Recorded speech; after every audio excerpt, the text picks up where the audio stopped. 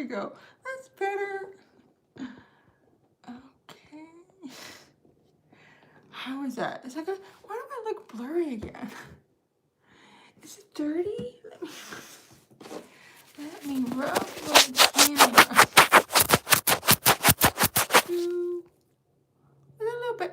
Oh, Russell! Hey! I wondered where you were. I thought, and Ashutosh is here.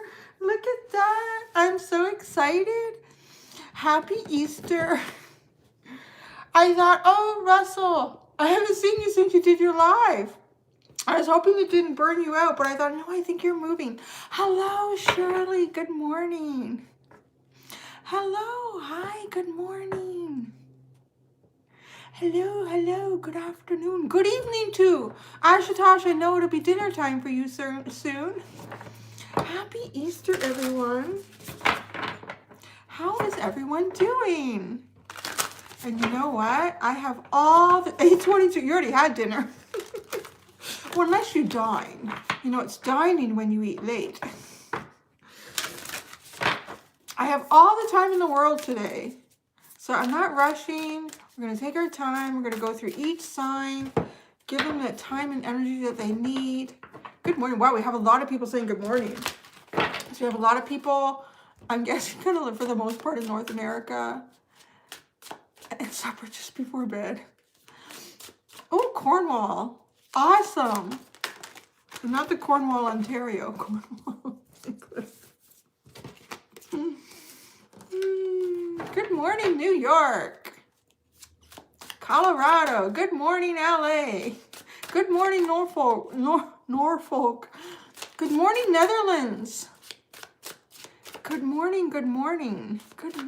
Maui. Oh, baby. Sweden. Wow, look at this. So beautiful. Good morning, Chrissy. Portugal. Michigan. Calgary. Alabama. Australia. Look at this. Isn't this fun? Look at this. We've all come together. Oakwood, Ontario. From all over the world. Seattle. Maryland. Dubai. Woohoo! Are you cool? Rise from the ashes. So we're going to find out. Rising from the ashes. How shall you rise from the ashes? Are you still in Lisbon? I thought you were moving around there. Russell? Oh, Newfoundland. Is it cold? What's it like there right now? You guys are you still in the thick of winter, or is it getting better? Oh, New Zealand, you're up so early. Oh my goodness. Well, happy birthday, Tom Could Go Wild. You're moving on Tuesday. Is it roasted there in India? Well, it's not very warm. It's not very warm. It's sunny. There's tons of cloud in the sky, but it's sunny. It's nice and sunny this morning. I think it's about -4 or 5 here. Oh, someone has clouds moving in. I'm shuffling. We're gonna use some fun decks today. I have to stay focused here. I feel sort of like kind of relaxed. We are going to use, because we're learning how to rise from the ashes, or you're going to hear your story, or you're going to hear some sort of inspiration. We're going to start with the Starseed Oracle deck. I'm sorry, I've had a whole bunch of stuff done in my mouth this week, and I'm struggling, but I'm going to do it. And I haven't used it in a while. 36 to 40 Celsius, Ashutosh? Dang, that's hot. It's like shorts and tank tops, man. The Starman Tarot. I love it. I haven't used it in a while. And something happened since the last time I used it. My hand got bigger. I've never been able to shuffle it like this. I shuffled it no problem. How is that possible? How did my hand get bigger? It's like my fingers got longer. That's really weird. Isn't that an awesome combo? I'm glad you like it. I've never put them together before. I practiced on the deck. I pulled out a card, and it's so funny. Like, on myself. I always practice on myself before I do something sort of new. Oh, I see someone here. Aries. Let's get it. Let's get it, baby. So I pulled a card for myself for this. This is what I got. It's all this Mars energy. So, I think the deck's in tune. It's ready to go. Mars energy. Anger, conflict. Softening to love. Good morning. Good morning. There will be timestamps, so I know there'll be people coming in after the live. Always, you know, if it looks like the live was just streamed and came up just a few minutes ago, it takes me a little itty bit of time to get that copied down and double checked and pasted in the description and at the top of the comments and all that stuff. And you can kind of watch too. If you want to do a quick scroll, that's why I got these here. I will try to remember to change them. I know some people in the comments say, Cindy, change the cards. I'm not even looking and I miss it. So, yeah. Good morning. Are you guys ready? Are you ready to get started or should we have like a chit chat? What do you want to do? What would you like to do? 32. Are you doing that? Boy, it's cold comparatively quiet.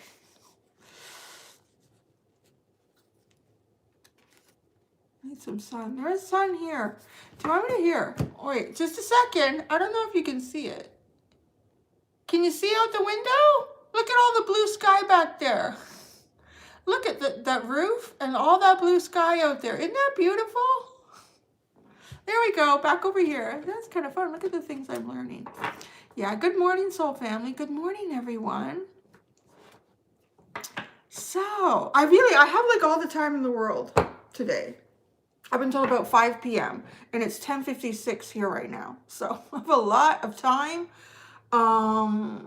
Yeah, snow in Moscow. I feel it. I feel for you guys. We were getting snow. It's about -5 here. How cold is it in Moscow? No, my mom went back home. I kind of saw her at the best time possible. Hey, Dana, good morning, my friend. I'm sorry I haven't responded to all your emails yet, but I do click on them. My mom went back. She did have a good birthday. It was really nice to see her. A 7-hour reading. Look.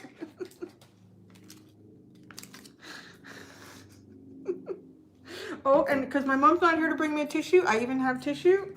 I'm all ready. I'm all ready. But my mom went back and none too soon. We've got something going on here. The variant thing is going on. It's going through real quick. We're going into another lockdown here at midnight, 12:01 tomorrow. So yeah, I won't be seeing her for a while too. I don't think I will. I was going to go up there. We're going to have a spring break after next week and we were going to go up there, but I don't think I will because there's been a recent case in my son's school. So I just don't think I don't want to take any chances. So yeah, I'm gonna spend my birthday in quarantine. So it'll be fun. All by myself. Maybe I'll do a video or something. Like I'm all alone. Where are you where you're in lockdown now? It's I don't even like that word. It makes it sound like people have gone around with padlocks and locked you up. Like we can still go outside and go for walks. I might meet with, there's a friend who lives in the neighborhood. We'll put on masks and walk like together to do something outside. She does, Cindy will soon be on Twitch. What's Twitch? What is that? Yeah, well, he's okay at spoiling me a little bit. He mostly likes me to spoil him. Yeah, an Ontario lockdown. So yeah, my mom is too. And technically, because she's completely on her own, I mean, technically they have stated if there is someone who lives completely on their own, they can bubble with another household. And I guess that's mine, but I choose not to do that right now. I just don't want to take a chance. I have a friend who's in a quarantine because of someone at work who was... she works very closely with someone who just spent like 2 days in meetings with someone who tested positive for one of these new variants.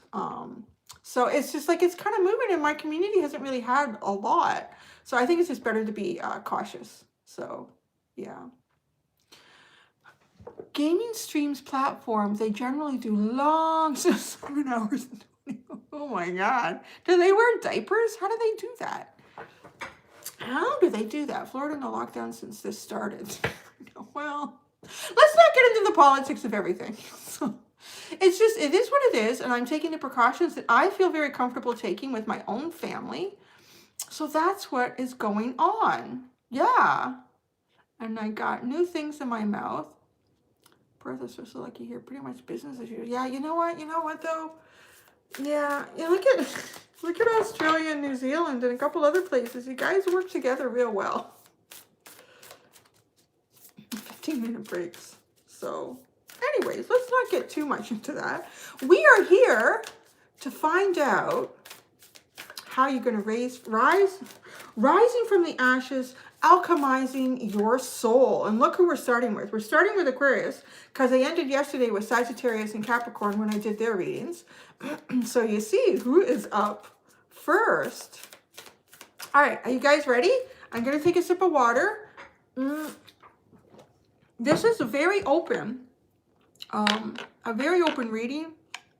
I have called in the divinest of the divinest energies to come forward. I have agreed to become an oracle, a conduit for any messages for all of you. I actually did that. I put that out there, so I don't know what's going to come through. It's ready. Yep. Energy is ready to talk. So I'm going to put in the timestamp for Aquarius. We will put it at 10:55 is good. 10:45, sorry. 10:45, because your card has already come out. I've only done this once on myself, so let's see how it goes. Aquarius, rising from the ashes, your soul, the alchemization of it.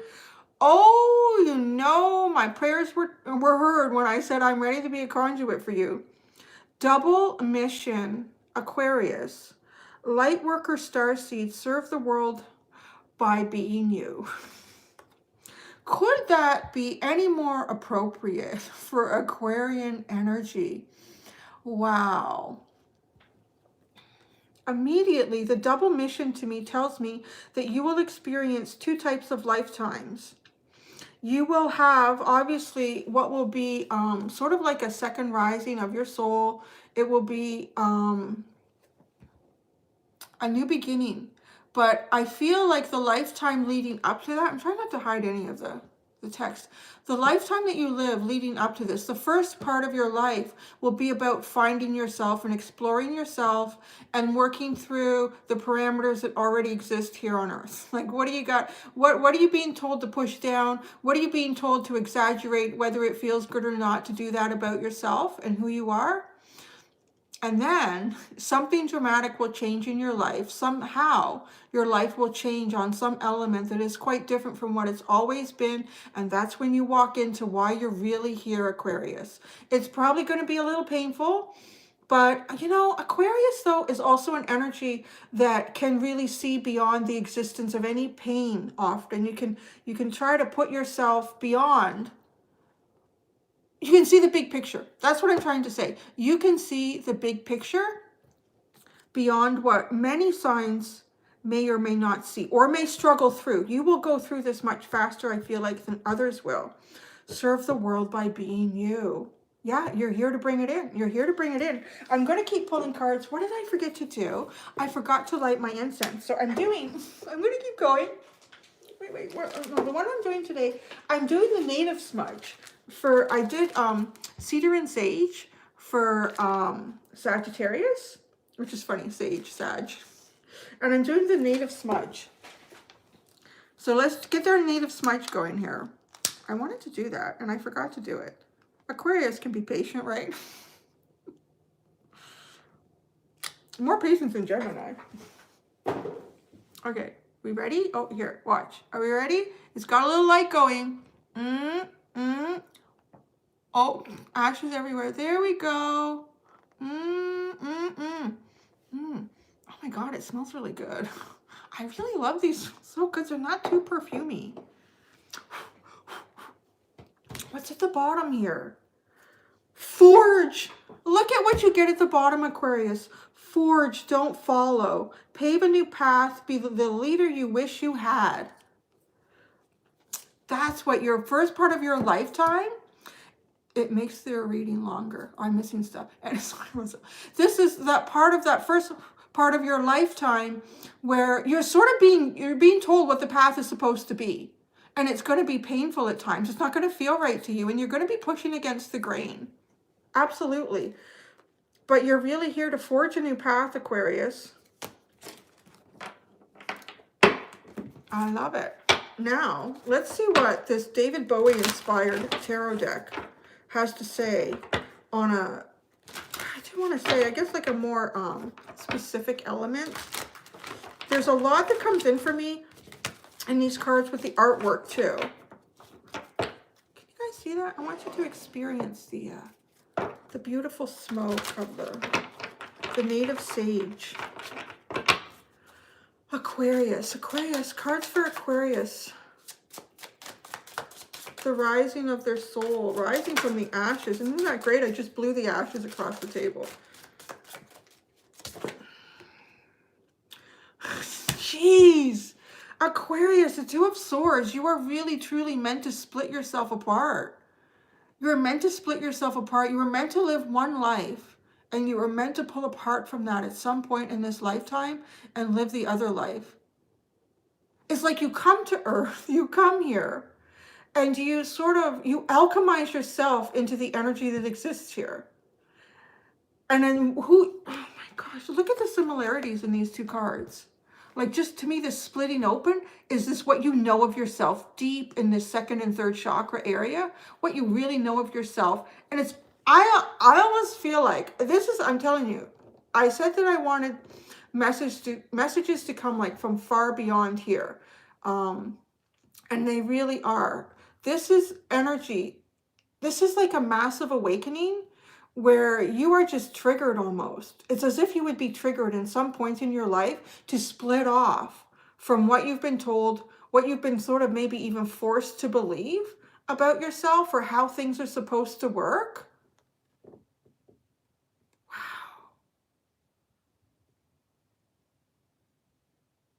You really, you know, what I'm really feeling with this card, I'm really getting the, it's the combination. Here's what I feel. When you come to Earth, it's as if you come here and you get grounded into the energy of it. And what the struggle is, the energy that's not natural, sort of like the energy of it that's been man-made, sort of old archaic ways, but the energy that you're really meant to find and to keep holding on to as you do your split into this second lifetime that you experience in this one lifetime is, look at, we have the pearl, we have the cobra, we have the wolf, we have the energy that is naturally Mother Gaia. That's what you are meant to really feel, experience it and own it, because you're meant to transform it. You can't transform it if you're not still part of it, connected to it. The disconnect that you will be asked to do is sort of, yeah, like on a societal basis, on some level, where you're going to be transforming the energy of the Hierophant, transforming the energy of the false emperors. So there you go. Oh my gosh. This is intense. I love it. Oh my gosh. I love this. Because then I see the heavens like it's this energy of the heavens is unrecognizable. Like, are they rocks? Is it cut off stumps? It's something that you can't even perceive at this point. It can't be perceived because it's energy that hasn't been experienced here yet. It's beautiful. Yeah, you know what, Aquarius? We were really meant to start with this. It's so appropriate, truly. I almost did your reading yesterday. I thought, no. I think it would be too much. I feel like I'm good. I'm glad I didn't. It was really meant to do this right now. So that's what it is, Aquarius. There you go. You have a double mission in this lifetime. The first part of that mission is to connect with Mother Gaia, connect with the societal aspects of the energy that also exists on Earth, and then you will have some sort of awakening in this lifetime that is not, it's something that comes deep from your soul. It's something that literally kind of comes from outer space. It comes from the cosmos. It comes from divine. It comes from the energy. I'm hearing it comes from the energy that was initially released with the Big Bang. I've never received a message like that before, so I don't know. It's the energy that was originally released with the Big Bang is what you're pulling in. Wow, okay. That's good. All right. Oh, thank you, Collective Quill. Thank you so much. I think I had some other ones I've missed. Anyone who donates, you don't have to, but I do. I'm very thankful for that, and I'm sorry if I missed thanking you in the reading for a donation. So, Aquarius, where do the rest of us go now? Oh my gosh. Okay, let's shuffle. Oh, I'm not going to change it until I'm going to do the timestamp. Or should I change it now while I'm thinking about it? I'm going to change it now while I'm thinking about it. Yeah, that's a very air energy. I think it's very strong with it. Ooh, I like that too because my North Node is in Aquarius. I feel like that's where I'm supposed to try to go in life. And maybe in my next lifetime, I could be an Aquarian. I don't know. Isn't that beautiful? That was great. I said the right mantra before I started this reading.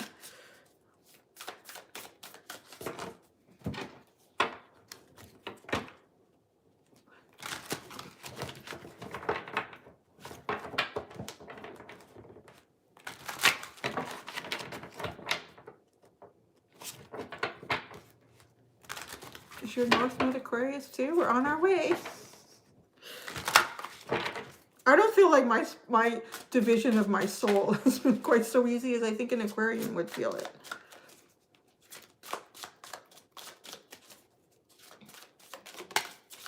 I'm pre-shuffling. We're about to go into the two of... I feel like I should keep this. All right, it's time to do Pisces. 21. We'll do 2105. Or maybe even a little sooner, because that card came out. Apparently, Pisces wants to start with the Starman Tarot. They want to start with the Tarot, and we'll get into the Oracle later. This is really cool. So, Pisces, you have the Two of Pentacles. I'm finding, this is so profound, because the Two of Swords, was it the Two of Swords? The Two of Swords. Whatever it was. I don't even know if it's the Two of Swords or the Two of Wands that we got with Aquarius. It was just the imagery of it and the message that came through. The splitting apart. Pisces, you are meant to balance both of these. What is split apart? What is the old and what is the new? Your energy, you're rising above, Pisces. You're rising from the ashes is balancing the old and the new. It's almost as if you're preventing an avalanche from occurring.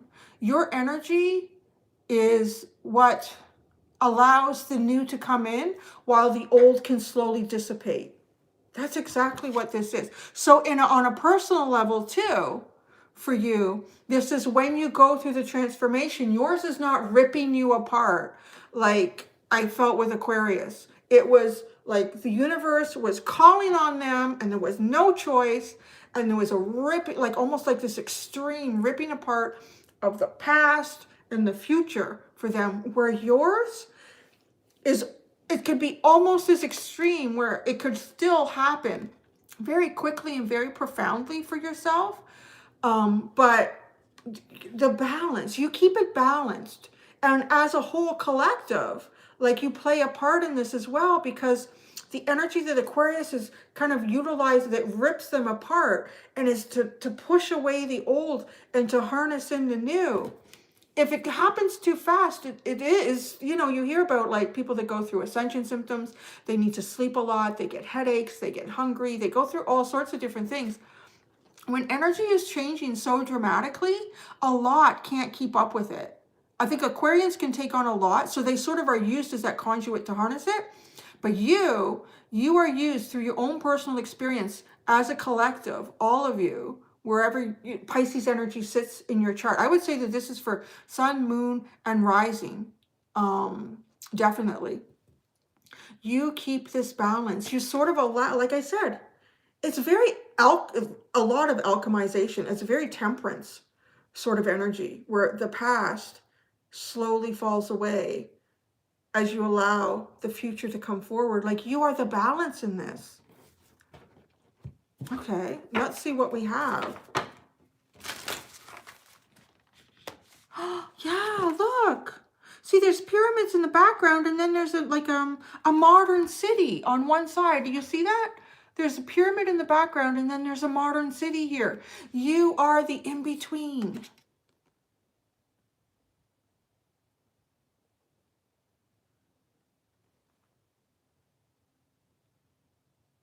Yeah, I do want to say too, because it all comes in like a focus, where sitting above Aquarius, it was just one big mass of energy above them.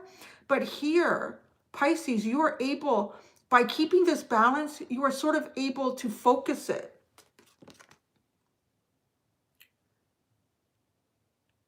Because there are some things from the past that should not be forgotten.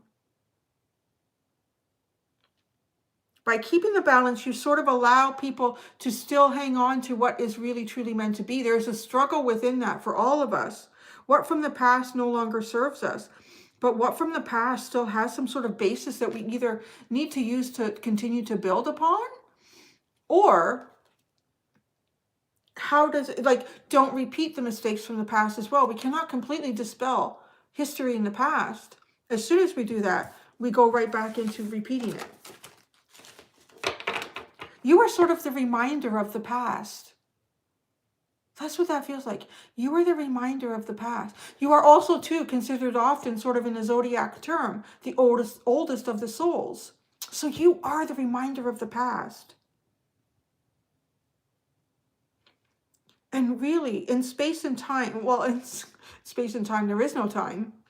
There really isn't. I really believe that on another dimensional level, that time is a physical concept, that you can grab it and you can move it around. I believe in the 3-dimension that time is not a physical concept. So it's difficult for us to understand, particularly when reading tarot. It's always very hard to say, well, is this reading for... I leave them open when you get it. And the reading could be something that you've already experienced, something you're experiencing now or about to experience. And how soon or far apart that is, we do not know. You are the reminder of the past. But you keep this balance. All right, Pisces. The next card we have. Oh.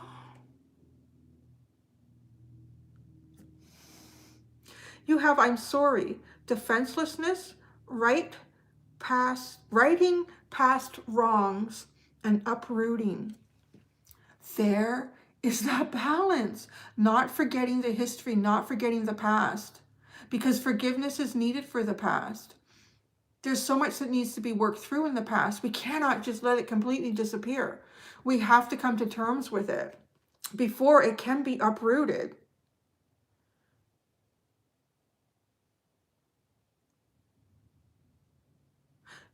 In the cosmos, look at these two people. I feel like the cosmos are shining right through you. It's as if you... Oh. I've had this come through before, and I don't know how to say it in a collective reading like this. Because Pisces too are some of the oldest souls, and they can be very mutable in terms of having experienced many lifetimes in many different zodiac signs. Pisces is often, can be Aries energy, can be Taurus, can be Aquarius. And I do feel like you feel like going, it's almost as if Aquarius is leaving home to come here. And I feel like you are here to go home. You will feel that. You will feel that on some level in this lifetime. That's your rising from the ashes. The first part of the message seemed an awful lot about how you create sort of a new world, a new concept of what we are already having here. But on a deeper level, you're rising from the ashes. Look at so much that you've built in lifetimes here, in the earth, of the earth. It's almost as if you've been here so long that a big part of you when you were first on earth will almost not even feel this connection to the cosmos. It has to sort of, something will trigger you and wake you up in this again, because you're so rooted. You will be uprooted. You are so rooted in the earth, having lived so many lifetimes here. The rising from the ashes is the memory of where you come from, of going home. Oh, really, it's so beautiful. And that's where you're going. I want to say, Pisces, a lot of you have done the work that you were already needed to do. Here, in many, many lifetimes. Changing and transforming energy. We get so caught up in things that just don't seem right here. We kind of forget about, like, looking back at history, how life used to be on Earth, like just a few hundred years ago. It was pretty bad. So they called it the Dark Ages for a reason. And you were part of that, like bringing it back, bringing the light in. But having done it for so long, almost feeling like you're the earth and then realizing, I'm not an earthly being. I'm far beyond that. What are your bottoms? What are your bottoms?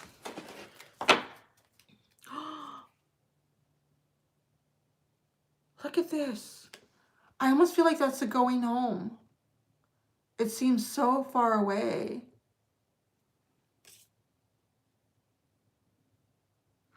No, somebody said it's not time to go home yet. It's not time to go home yet. No, you have to finish living your life. But I do want to say that I feel like many Pisceans too are approaching final lifetimes. And each lifetime that they experience, every time they are born, they are closer and closer to this realization. So the sooner you feel this, I want to say, is the more likely you are completing lifetimes and the work that you are sort of meant to do here on Earth.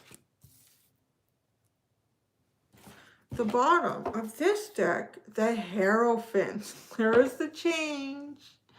See, changing the Hierophant. Changing and transforming the false emperors. Justice. Ace of Cups. Queen of Pentacles. Wow, there's so much in the upright. We can't go too long. I did say I had all the time in the world. The Lamb. Oh, look at this. Yeah, I feel like projecting this cosmic energy yourself. And then the Lamb is feeling very grounded and connected to the past of the earth. The sacrificial lamb, like thinking of it as that. But then really moving beyond that concept into something more cosmic. Something more modern.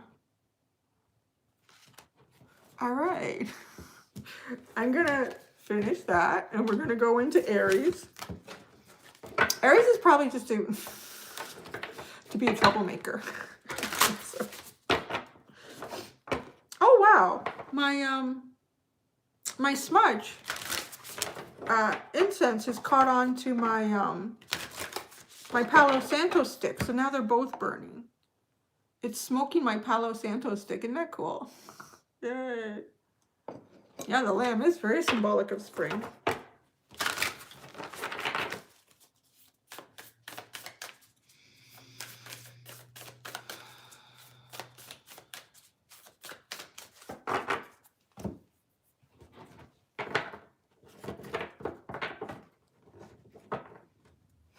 Aries will take it all and burn it up. What's not working here? Let's put it on fire.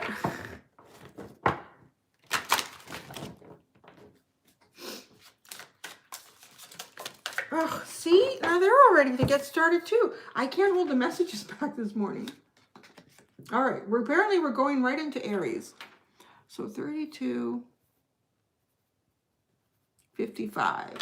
So yes, Aries already had a card flow out. Mercury into Aries. Sorry, what does Aries have here?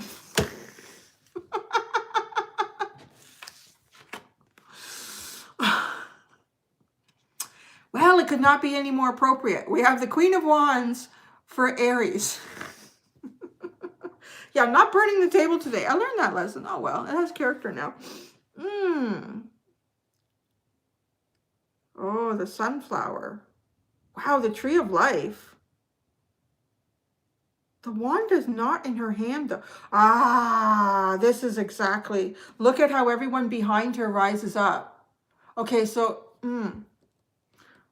So as a rebirth, being born again from the ashes, Aries, in this second life, I feel like in the first lifetime, the first part of your lifetime, and what I'm talking about, to make it a little more clear, is rising from the ashes. Is everyone goes through points in their life where things change on a huge level for them. There's not a lot of people where it doesn't. Your entire life may change. Your concept of what you really wanted for your life may all of a sudden change. And that can happen at very different stages. It can happen in your 20s, in your 40s. It can happen in your 60s or your 80s.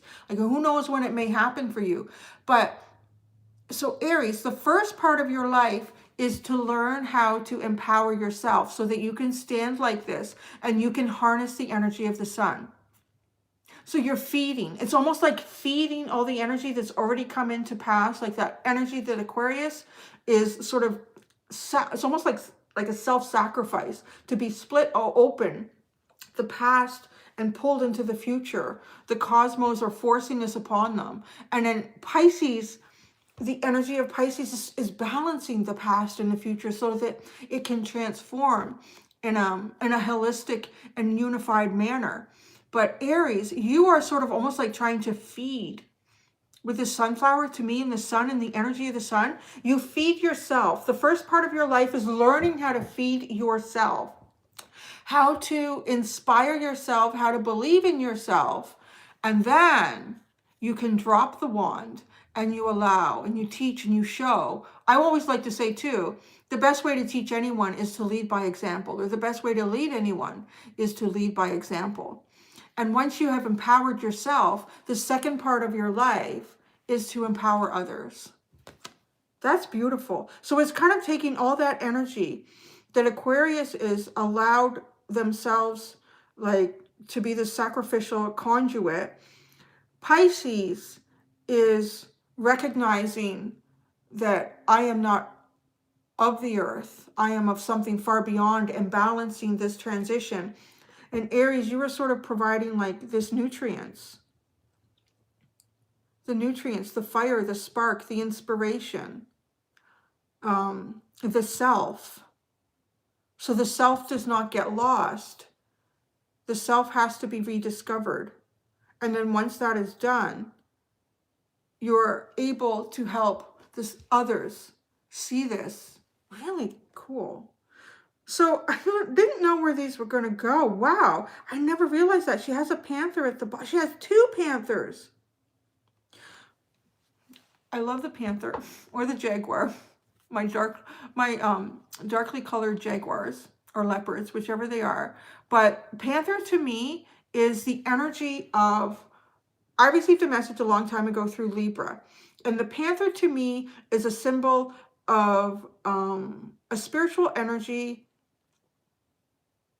a guardian on a level, a very high level guardian that can protect you really from any darkness, the darkest of the dark.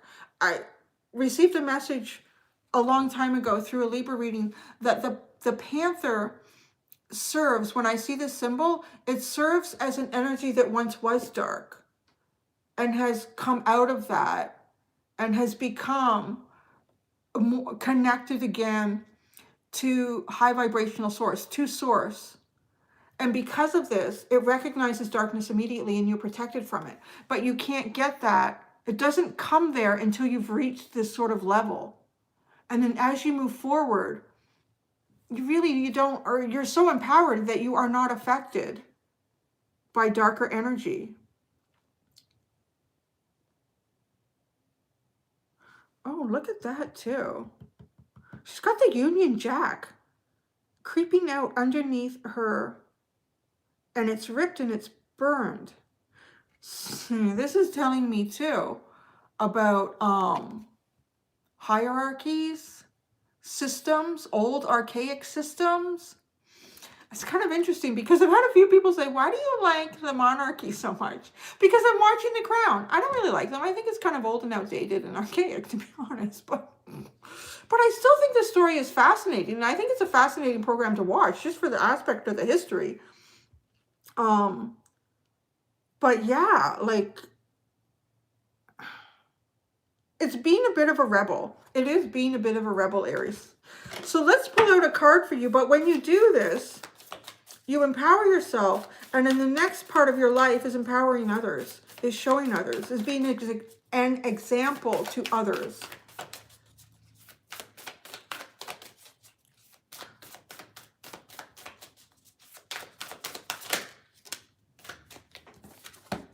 Wow. You have perspective. None of this matters. Zoom out.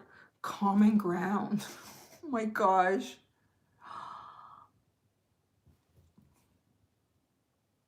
There's two messages that come in with this. The first one is none of this matters.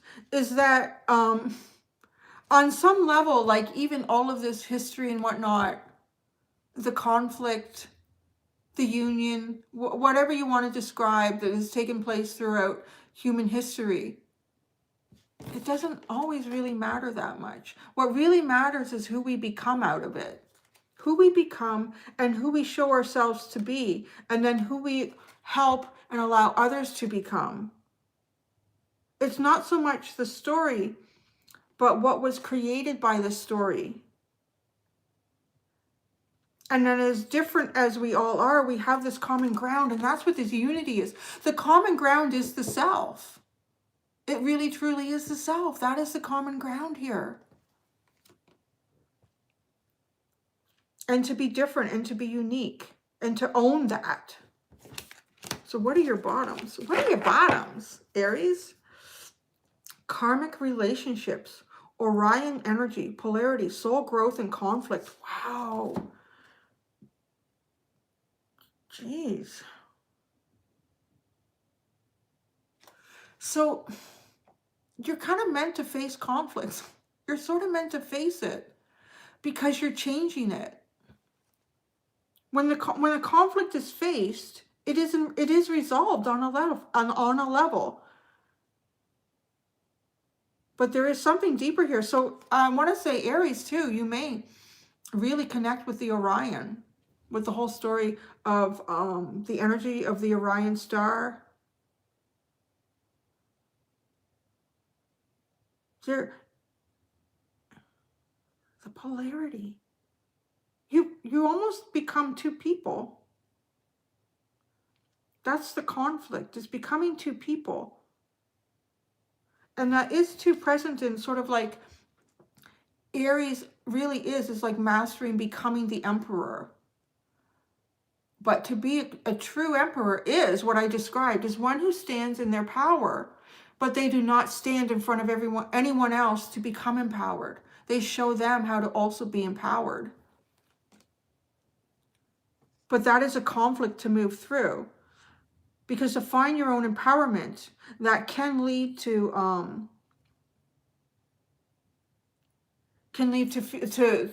feeling much bigger than others or much better than others, where in truth, your soul growth here is to allow others to sort of come onto that throne with you. And this is to me too why the Union Jack is kind of shredded and old, and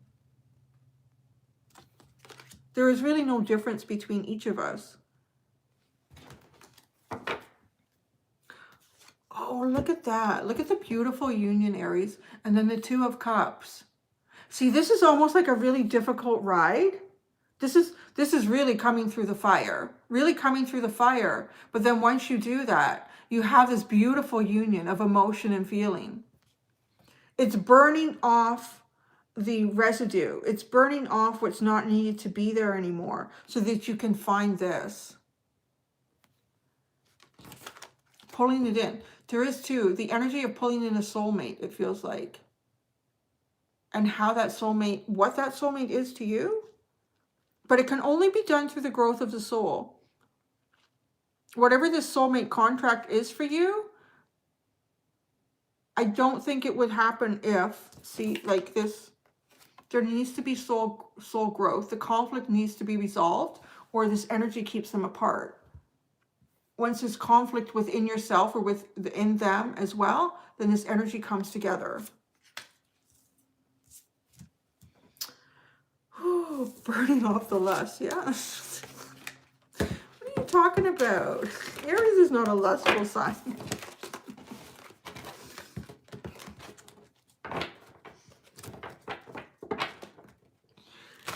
So that was Aries. Oh, my smudge went out.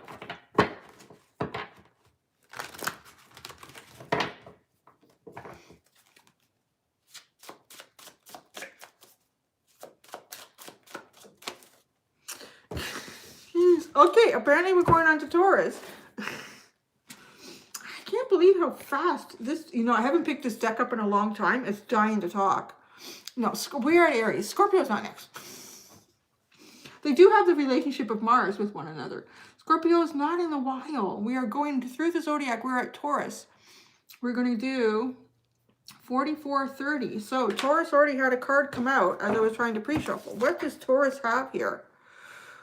It is not an energy that I would attribute with Taurus. Okay, I'm going to show you quick. You have the Princess of Swords, and then I really need to look at the card here because there's something coming in for me.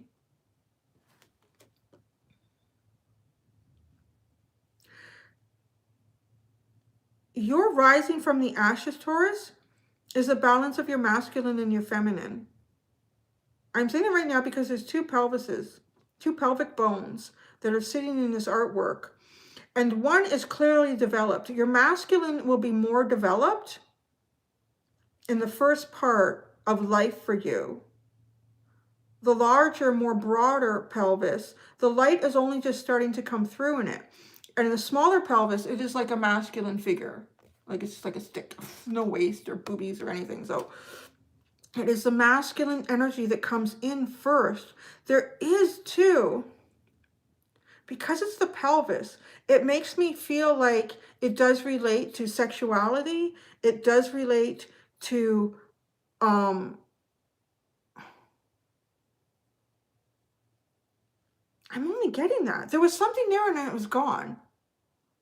There was two messages there and then the second one was just gone. That's so weird. I haven't experienced that in a long time. Maybe it'll come back.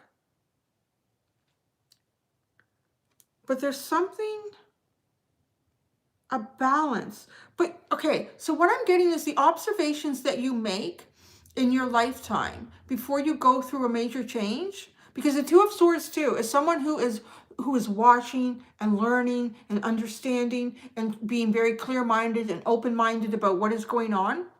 So it is taking the experiences that you have leading up to, it is almost, I want to say it's a Kundalini awakening. This is what this feels like. It's something to do with the pelvic area, and the masculine is more developed in the first part of your life, but the feminine, and when I feel like there's almost like just a spark of light that sits there, and this Kundalini awakening, you see the skull, it comes in first through your mind, through your observation. And there's so, like, too, I see so much structure and city, and this feels like the Hierophant would have created. And it has to turn, a concept has to be turned upside down for you. And perhaps this is when the Kundalini awakening occurs and the feminine energy within you coming from the pelvic area. So coming from a very intimate area of your body. It's feeling very sort of like first and second chakra. I'm sort of feeling in there. So it's a very grounded energy. Okay, so the grounded energy, the first chakra that you were experiencing in the first part of your lifetime is, I do feel it is confidence. It is kind of feeling confident in who you are and who you are as a sexual being, who you are as a leader, how you fit in the world. But then it's almost as if it feels like things are turned upside down in you. Something happens. Your rising from the ashes is almost initiated by a change in concept, and the world is turned upside down. Like it's not something you would expect. There's balance in it. But then this feminine. And I feel like the feminine aspect is the second chakra. It's representing the second chakra because it's going up. You're first in the first and then the second. Born with the first and needing to open up the second chakra. The intimacy, the vulnerability. That's exactly what that is. And by doing that, you create this balance within yourself. It is a Kundalini awakening. If you can do this, Taurus, you will have a very powerful Kundalini awakening in this lifetime. It will be, yeah, like it'll be the best sex you ever had. But you will manifest, like you will connect with the cosmos in this.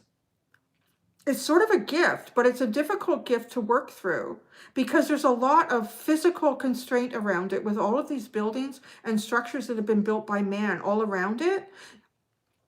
I feel like you feel so comfortable in what you've been told, who you are, initially, but then that starts to break down as you get older. And this is where the Kundalini starts to happen. So I need to shuffle this deck. I didn't get a chance to pre-shuffle it before that card came out.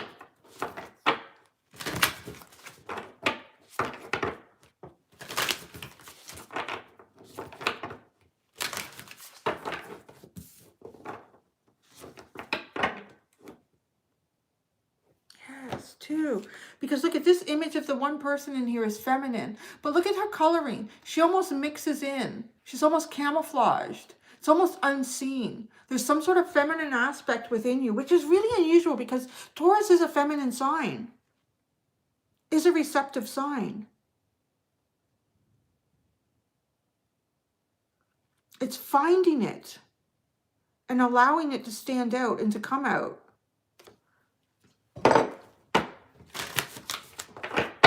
All right, so let's get something from the Starseed Oracle deck.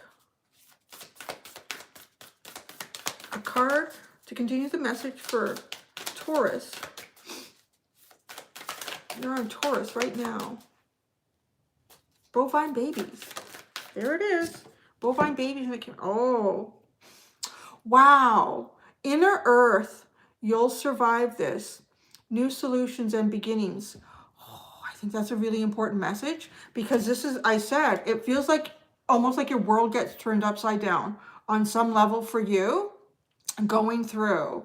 So it's very important for you to realize that you are actually really a product of Mother Earth here. You're really connected to Earth, but there is a strong association, and it's very Hierophant-like.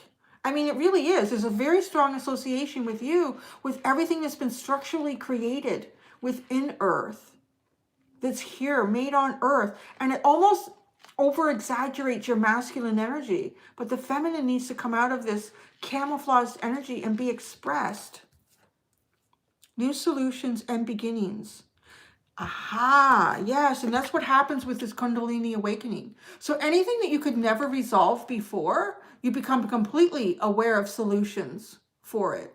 Once this feminine is opened up in you, once this vulnerability and this aspect of intimacy is allowed to be open and receptive, to be receptive, you will survive this.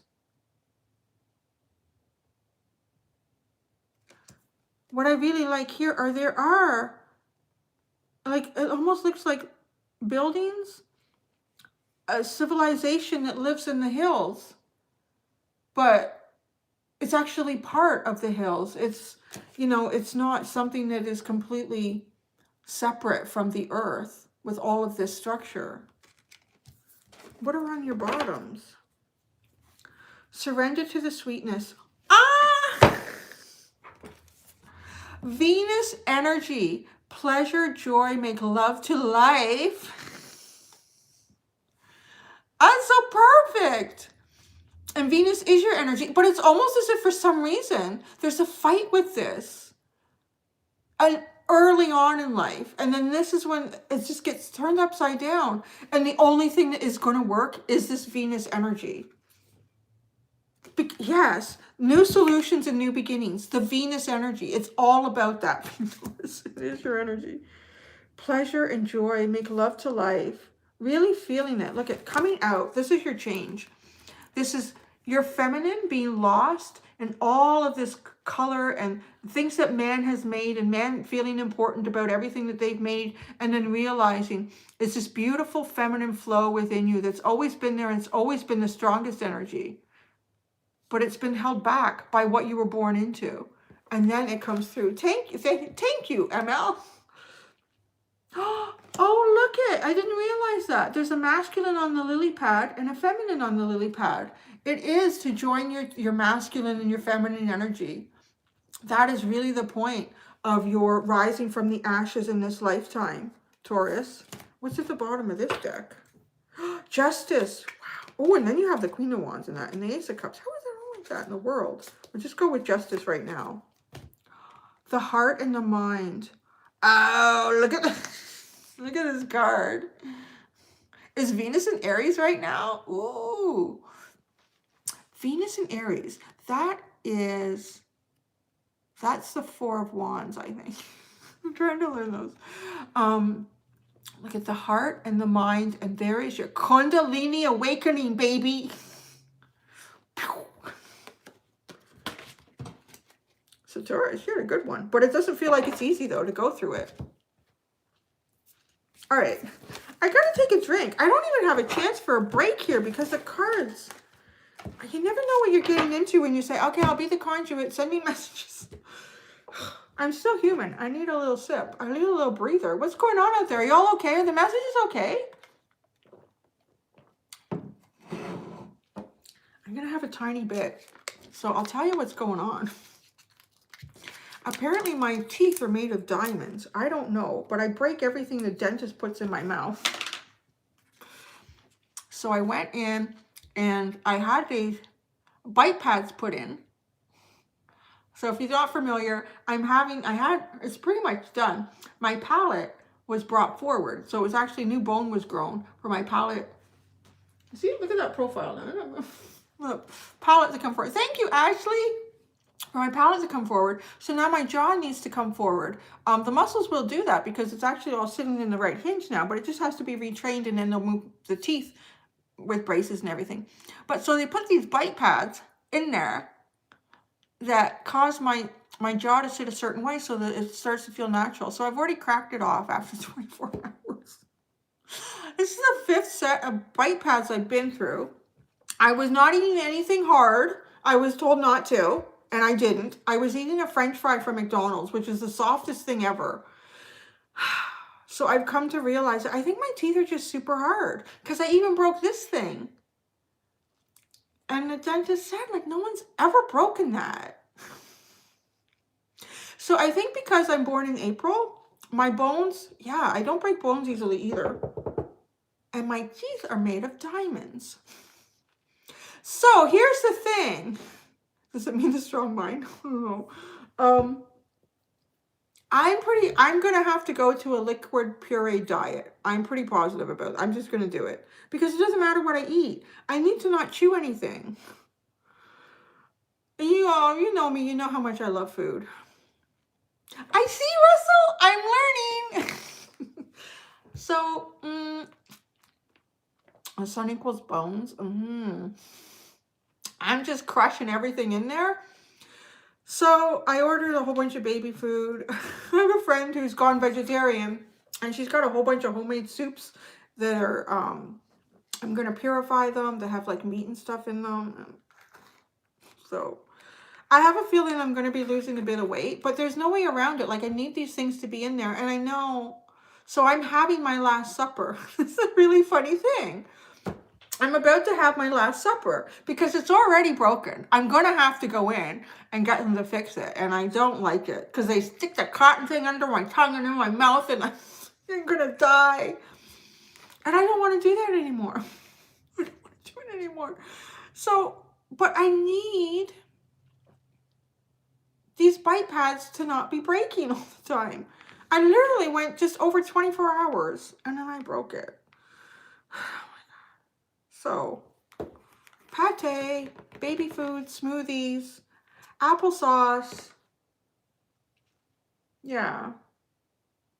I don't know how long that's going to be. I really don't. But I have a feeling I'm going to be losing weight. So if you notice me getting thinner, I'm okay. I'm just not eating solid food.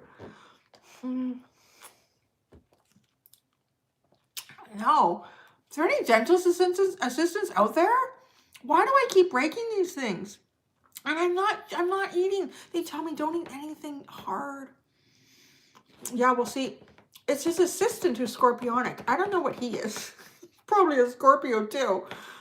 He had a wicked sense of humor the whole time he was making me gag. But, yeah, he was the one that put these in. I think he did it because he probably figured the assistant, she's not doing it right. She keeps breaking them. I broke his faster than I ever broke hers. So...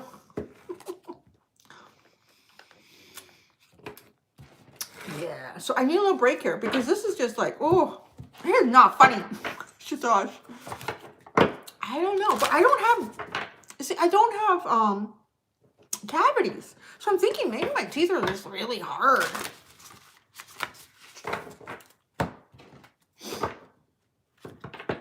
Yeah, I know, I probably do, I know I do that. So maybe I am. I don't know what to do.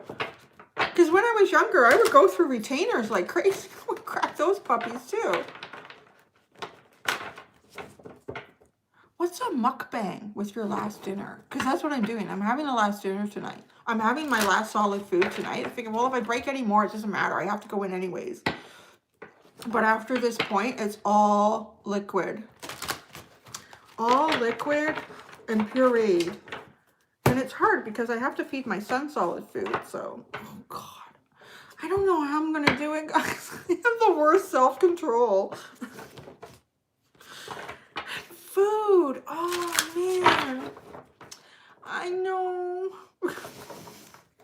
I love all the aspects of food, though. Like, for me, food is an indulgence.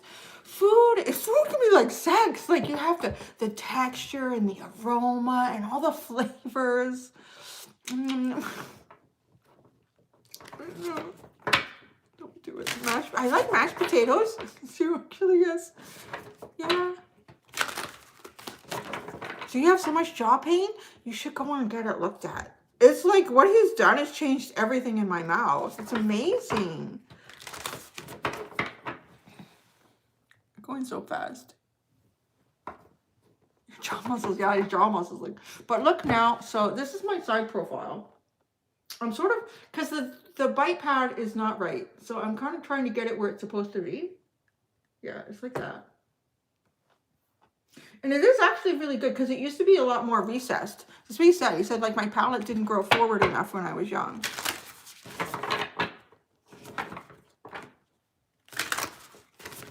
I had braces before, too. And braces were nothing compared to all this shit in my mouth. It really wasn't. I don't like it.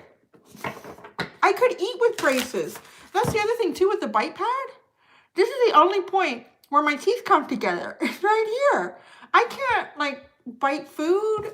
I can't. It's terrible.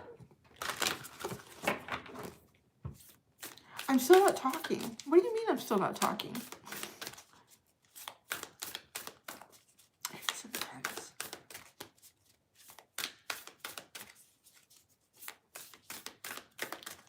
Okay, bye. Bye, vanilla. I'm having a little more applesauce. Gotta keep my... Does it go back on here? Yeah, it does. Not fancy. All right. Who's next but Gem Gem? It is torture. It's not new age. It's so archaic. They still put all these steel sharp tools in your mouth. You know what? If Aquarius is dawning the new age, can they do something about dentistry? Oh my gosh. It still feels very medieval. Orthodontic work, all of that. Say your prayer. Say a prayer for my... Say, it's not my teeth so much as it is everything that you put in my mouth that I destroyed. I don't really think I grind my teeth, though. They're not really worn down. I don't need to regrow my teeth.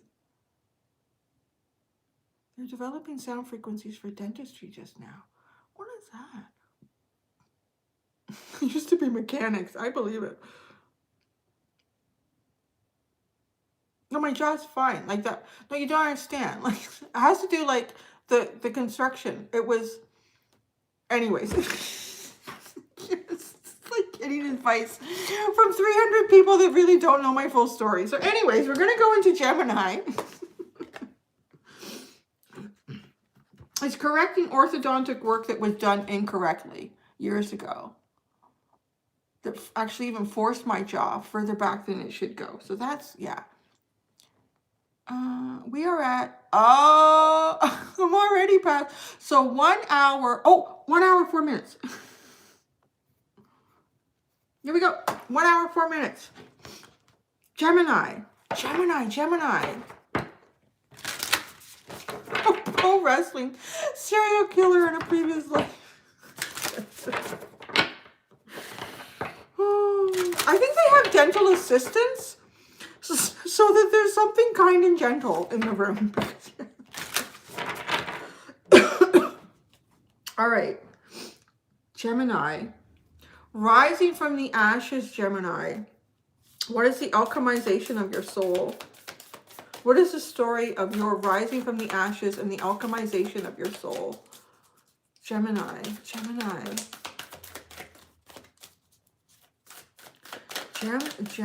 Gemini. Rising from the ashes and the alchemization of your soul, Gemini. Is there nothing to say, Gemini? Ooh, love how these are coming out. They're coming out really forceful and direct. Ooh. Wait. It's not yet time. Things are being woven. Ooh. You know what I feel like? I feel like your rising from the ashes is a slow burn. It feels like it's a slow burn. It feels like the two, see, yeah. You're opening up a portal. Is this to release another aspect of your soul? I mean, I see ourselves as our soul having very millions, billions of little conscious elements of it that can exist across all sorts of different timelines and realities. But particularly where you are right now, where your consciousness holds the most strength and grounding, is sort of like the bigger lessons in life that you're going through. You know, you can meet people in life and sometimes it just seems like the person is not even really consciously aware. It's just like not even here. I kind of believe we're seeing an aspect of their soul that is not as grounded in this lifetime as yours is. They're in another, I know this is way out there, but this is my philosophy on it, is that because we are everywhere and we are everything, we are stardust, we are the universe, and this is how we exist in all these different aspects and still actually hold some sort of conscious grounding in one place. So that person, those people that you meet that do not seem consciously aware, or they just kind of seem like they're floating through life, and they're really consciously aware on another element where you were probably not as consciously aware. And they see you as kind of floating through life. So what I'm getting at, Gemini, here is there's two portals. There's two portals. I feel like you are a slow burn. This is what it's like. It's slowly opening up. But I don't even feel like you always go into it. That's what I feel like, because there's one over here. Actually, that's very Gemini. Getting ready. Getting ready. You're feeling big changes. You're feeling big changes. You're like, this is going to be a change. This is where I'm going. I'm going over here. I'm going to this one. You go through a whole bunch of slow burns, Gemini. It's almost like you're tasting. You're tasting all of these different possibilities. Why, though? This is growing you on some element. You're tasting all the different possibilities that you could choose. It's, okay, this feels a lot like, I don't know what's going on in this reading. I get a message and then it's gone. It's just the weirdest thing. I've never experienced it. That's happened again. What's at the bottom? I don't know why that keeps happening. Star family. You're part of a team of souls. Call in support. Oh, what are you doing? Look at this. Oh, it's almost like you're preparing things for others. I do feel like I know too, Gemini being the twin, I feel like there's another part of you. You might even feel like sometimes you're living two lives. Like you may wake up some mornings and people are completely different from who they were yesterday. Like, what the hell? What is going on with these people? Like, really, like you're popping in and out. This is almost hard for me to ground this energy. But you're doing something like, okay, so you're going through a slow burn.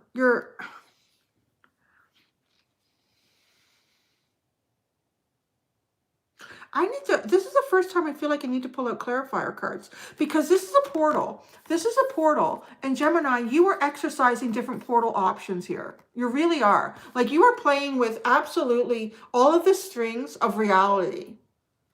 You're going in and out. You're figuring out what you want, how you feel. It's like a self-discovery of the soul without having to go in it and own it and keep it there. And that's where this is going. It's like dipping it in, feeling the energy of it, just to the point where you're about to go into some sort of new reality and you pull out of it. but yet you somehow seem to be able to.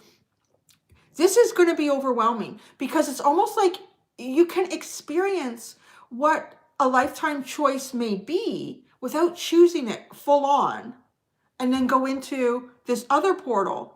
But there's something that you're doing here that's very profound, and it's on a level beyond just your own human journey. I feel like by doing this, it's almost like tickling. I feel like you're sort of tickling like possibilities, choices. And in doing this, you are starting to empower or open up, release some of the constraining energy that's keeping different portals and different realities and possibilities closed. And you are bringing in new. You know what you're doing? You're bringing in the new. You're allowing people to be born in different energies. Okay, this is these portals. When you are starting to make a life choice, Gemini, and it's you really believe that you're going into it. But then I don't know why something, it's not, no. But what you've already done is you've already attached something to that portal. You've already, so I almost want to say like people that are being born at times when you are about to make deep choices in life, you have sort of softened, pulled apart a portal of reality, and people are born into that. So you're creating almost people to be born through an energetic period. And it's very small. These are very small. And this is where you can have, you know, when people are born and they gravitate towards certain things. This is really like an exercise in tickling portals, tickling possibilities. And you know what you're doing while you're doing that? Like you're birthing a new reality on Earth, and you're birthing people to come forward with different concepts of reality. I want to say too, Gemini, like even those of you that I'm hearing this message, thank you, Bill. Thank you so much. These realities, if you've never even had your own children, Gemini, you are like a mother, whether you're masculine or feminine. You are a mother birthing people into the realities of choices that you almost make. It's a slow burn on exercising possibilities.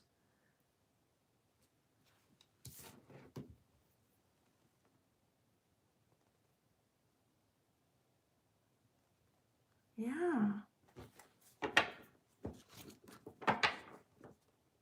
Like it reminds me too of the butterfly effect. You know, if you have enough Geminis, it's painful, Bill. It's not. That's what I said. This feels really painful because it never really feels like with Aquarius, it was almost painful and sudden and you were split apart and the past is over here and the future is pulling you this way. And with Pisces, it's trying to keep these two changes in your life kind of balanced so that you can go forward but not forget the past. And Gemini, it feels very much like you don't even get that opportunity. You kind of don't get that opportunity to pull it apart and dive into it without ever coming out. Like it's always being almost in it, almost in it, almost in it, almost in it. Let's see what the tarot says. But you are working on a really big part here. Like there's a really huge connection to soul family. If you don't feel it here on Earth, you are definitely connected to it beyond Earth. You are the tickler of the portals, Gemini. I gotta go back and read all this stuff. And I gotta figure out how to do that. My last live, the chat wasn't in there. I don't know why. After it processed, I can go back and see the chat. What do you have? You have one here. Oh, you have the Princess of Wands. Cracking the golden egg open. Okay, here. You can look at it. The Princess of Wands. Do I have to, I want to get, is it focusing? I don't know. Again, you know what? Like the pictures within this image are not easily discernible. Like they're not. There is there's DNA strands in here. You're changing your DNA Thank you. What's that? Thank you, Cherokee. You are changing your DNA. You are kind of changing the DNA construct of who's coming through by changing the energy. Oh, really on a temporary level. Changing the energy on a temporary level of how you're negotiating life is like a huge concept of the butterfly effect. You are changing that. And every time you almost make a choice, you're triggering yourself on a physical level here that causes your DNA to adjust, to change, to transform. But you are changing the DNA. You're allowing the DNA to come in differently for others. This is a really, you know, Aquarius felt very self-sacrificial.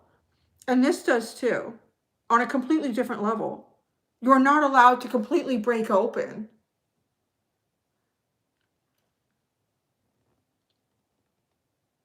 It's almost like slow mutation. That's what this is. It's like a slow mutation. And then the self-sacrifice is the slow, because if you just picked one portal and went through it and then you chose, this is my life, this is my choice, this is my partner, this is my job, this is my, like, without tickling it and then going over here. If you just chose that, you're not opening up any other possibilities for energy shifts, for concepts to be born in people. And so because of that, it is very self-sacrificial. It's not your time. Things are being woven. You're always woven. You're always weaving. You're never really going right in. Yeah, look at that. Wow, right? And you have the fire. You have the fire in the air together here. And cracking the golden egg. So again, the golden egg, to me, represents a cosmic egg becoming reality here on Earth and something physically finally hatching out. So you are really working this physically on Earth, but your energy, because the way you come in and out of making these choices, you are allowing cosmic eggs to be born and to be hatched in a certain energetic field, in a certain energetic light. And it's constantly changing. You're almost like one of the reasons why not everyone on Earth is the same. And think about that too. When you're opening up a certain portal, when you're exercising energy from the Earth realm and all of the cosmos, where are all the planets sitting at that time when someone is being born, when people are being born? It's almost like you strengthen a possibility and that can come through.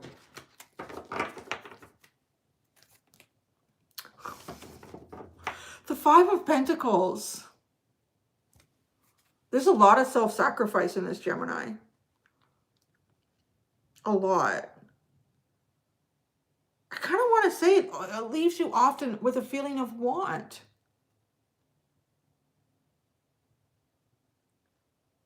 But yet it's almost as if when you get close, there's something in you that says, no. Yes, like, no. You really have to taste all of the flavors of life. That's what it feels like. Thank you, Bright Feather. Oh, Gemini. That was a big one. And I don't want to say either that you don't eventually make more solid and directed choices. But you definitely have to go through a period of time where you are being very mutable with your choices. Because you have to feel them all. You really have to feel them all. And each time you get so close to one, it almost literally changes your DNA, which is also going to change the way you feel or see, or your concept of something. We'll go to the liquid. Whew. This didn't give me a long day. We only had Gemini? Oh my God. I might need to order a pizza. Oh, I can't eat a pizza. Well, I could try.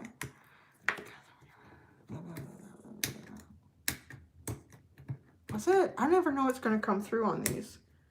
And that one actually felt difficult. Like, oh man. Put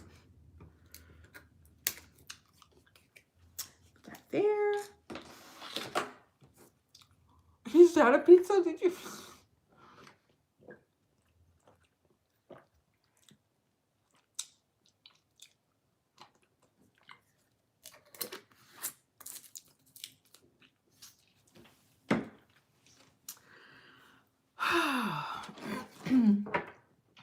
for dinner we're watching? Dinner and a show. Dinner and a show. Is it 10:10 there? It's 12:10 here. Pizza smoothie. Oh, God. Pizza smoothies. Oh. I ordered some good stuff. There's a grocery store here, Sobeys, that has this voila, where they deliver groceries. And they had these really great baby foods. It was like roast chicken with sweet potato and quinoa. That sounds good. It's all mushed up, but hey. I don't know. Or it's at least small enough I can just swallow it. Oh, that sounds good. Mmm. Now this isn't shuffling so well. Oh, God. Oh, God. We're going to Cancer. That's going to be deep. I need a second.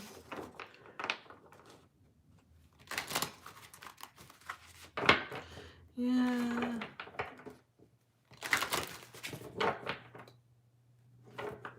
It is, right? My teeth are super strong, yet I have to eat baby food. I was trying to read about that. I thought, why do some people not have cavities? Because I really don't think my dental hygiene is above and beyond anyone else's. Yeah, and actually, to be honest, when I was a kid, my parents couldn't really afford to take me to the dentist. So I didn't really have any dentistry work done. But I was reading something. Apparently, 8% of the adult population, my teeth frighten the dentist, adult population will never have cavities. And they think it has something to do with a bacteria that exists in your mouth. Or actually, it's really a bacteria that doesn't exist in your mouth. And I don't know, this is a theory, I think. I don't know if they've been able to prove it. But it's something because it doesn't seem to be genetic. Or at least on a level of there. So it has something to do with the saliva. That there's a mineral, maybe a higher mineral or something like that in the saliva than other people. So it does keep the teeth harder. But then it also stops some other bacteria from growing there naturally. And the bacteria is what causes the cavities. And it's really interesting because my mom has so many cavities and stuff. And my son has already had a couple. Like, damn it, he didn't get any teeth. Well, he kind of did. They're big and they're coming in crooked. But they're not hard. Not yet. Oh, get ready, Cancer. I'm getting ready. I'm taking a little break because these messages are deep. Whew, and Cancer.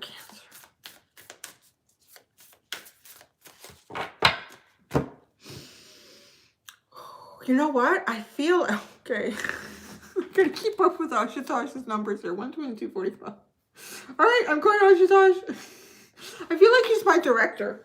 All right, next one, Cindy. Okay, we did Cancer will like this. We're gonna go to the sweetgrass now. I did the no, I didn't do the cedar shade. I did the native smudge. I wish you could smell these. They're so nice. So this is Canadian incense. Handmade from the finest ingredients in our Toronto workshop since 1982. Flore incense is made in harmony with the nature and angelic kingdoms and is offered for your upliftment. Please use in loving recognition of these unseen architects of our beautiful planet. Oh, it's so nice. They have a website too. I put that in my community channel. Here. I love it. I kind of promoted it too because it's local for us, but I really do like them because a lot of incense I find too strong. It's like they've dipped it in essential oil, but this is not at all. It's really, that's nice. So I'm going to get that going. Can you smell it, Russell? Oh my God, guys. I know I'm supposed to do the Cancer reading. Okay. I got to keep on track. Ashitosh is keeping me on track.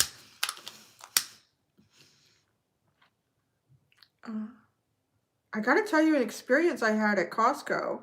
It's the first time it happened to me so dramatically, and I'm thinking, why is that? I don't want this to be a new thing that I can do now. I'm not really comfortable with that. But we'll get into that later. So we're going into Cancer. Don't let me forget about Costco. The Costco story. Especially with Russell, because maybe he can give me some guidance on that. Oh.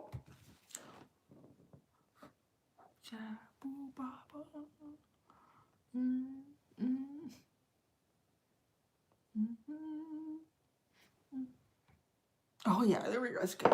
All right, all right. Let's get a shuffle in. My Cancerians, my portals of love. This is why I'm already apprehensive, because I get, without looking for deep messages, I get deep messages for Cancer. I get deep messages for Cancer. Cancer, rising from the ashes, the alchemization of your soul. You get 2. See, I knew it. Oh, it's so Cancer. Okay, let's look at the first one.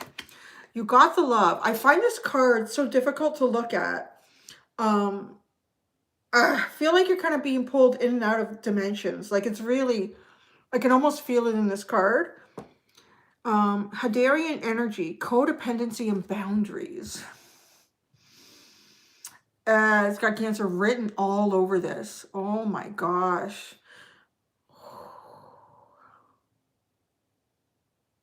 Your soul is pulled on such a deep level, Cancer. It really is. I feel that in your readings. Your readings are always so deep. I always learn so much going into your readings. But this, so you've got the love. That's the first thing, okay, Cancer? You are the portal of love. I've called you guys that before, and it was through the use of actually this deck, the Starman Tarot, where I received that message that you, and I'll say it again quickly. So I received a message about a year or so ago with Cancer. I was doing all the different signs, like, why are you here? What is the importance of your energetic existence? Can you, yeah, it's the perfect card for Cancer, I'm telling you. I tapped in, I said, I can do it. I'll be the conduit today. You've got the love. Cancer, you are the portal of love. You experience, and it's really this again. You experience love in many different ways, in many beautiful ways, and many difficult ways in this lifetime. The purpose of that is, and it reminds me of the portals that Gemini were tickling. Because Gemini tickles the portals, and isn't this perfect? You open the portals. So I picture the portal. This is the vision that I had when I got this message about Cancer, why they're so important in this lifetime. Because love comes in so many different forms and frequencies that still exist out in the cosmos, but have not been brought to Earth here. It is not experienced, it is not seen, it is not witnessed, it is not felt here on Earth. The portal is like a droplet of water. And if you've ever tried to picture a chamois, you know, that you dry a car with, if you put a drop of water on it, it just rolls right off. You've got to get the water into the chamois and ring it. It's got to have water molecules. It's like that. That's what this portal is. This is what you do. So you are the resonance. So you come here, you harness, you own, you are the love. So you are the love. So many people are attracted to you in this because they feel it. They're drawn to it. They don't have it inside them and they want it. And you experience different types of relationships with different people because you open up these portals. The minute you experience love, whether it is a deep pain and a deep loss, or it is the beauty of love opening up and hatching and becoming something real and tangible and existing, you open the portal because you become that droplet of water that it's been feeling for. It's almost like the earth is covered in this chamois and that droplet of love, that new experience of love, how it's meant to be experienced, can't come through until your droplet touches that chamois, that protective outer coating on earth. There it is. And it comes in and you are sort of the initiator of it. So once you do it, other people can now experience love because it's been opened. It's almost like maybe Gemini does. Gemini tickles and massages these portals and you open them. But you have everyone has a self-sacrifice here. I'm going to self-sacrifice because it's not easy doing this. When you are loved, you're going to have all sorts of people that come towards you that just want to feed off of it too. That just want to feed off of it because they don't have it. I'm not familiar with Hadarian energy. That's something I'd be really curious to look up specifically. But the codependency and boundaries, see, I feel like because you are this vessel of love, that you are this vessel of love, and yeah, be the fourth house too, like home, that You are home. You are bringing home the energy of home into earth, of real true love. But think about, like, think about what earth was like in the dark ages. Like, love is experienced on levels now that it was never experienced then. Like, this Cancerian energy has been doing that to me, my concept, the message I received throughout earth's time.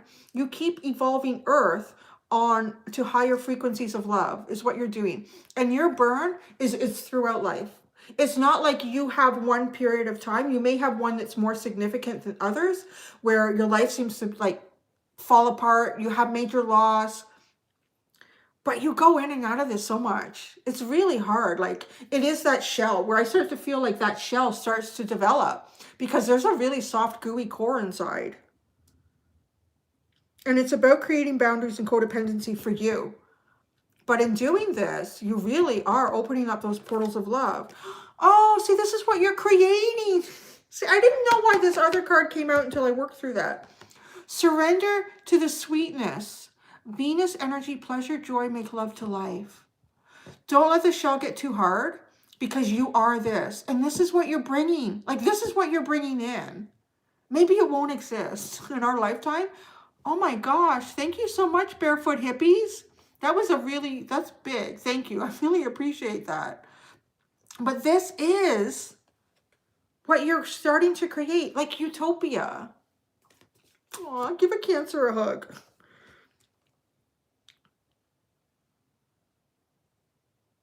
Yeah, you have a big part in creating utopia through love, through the energy of Venus. Ah.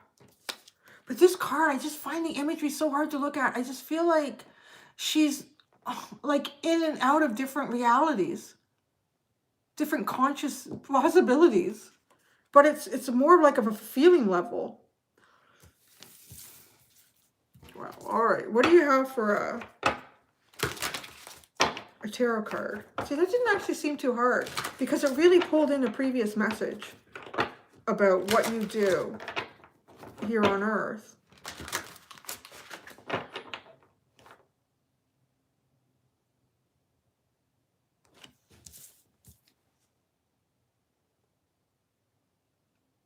Okay, now on a very personal level, Cancer, surrender to the sweetness.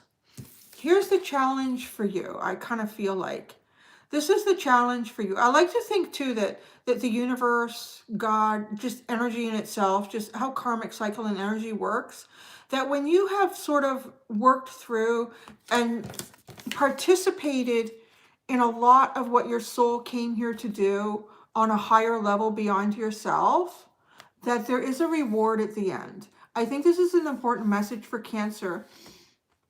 How many times you go through pain or disappointment or feeling de-energized by, it's kind of like vampiric energy, but it's only because they don't have it. So it's a beauty. It's like wanting to touch it. You know, when you go, you know, you have like that soft velvety blanket, you just want to touch it. That's kind of what you are. They just want to touch it. They want to feel that. But after a while, it can put a shell on you.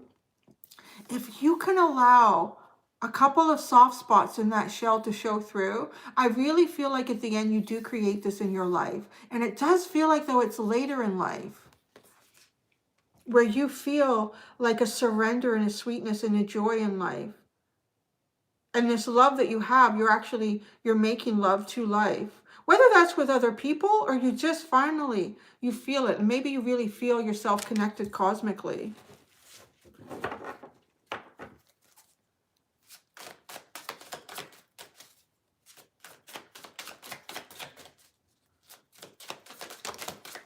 Two again.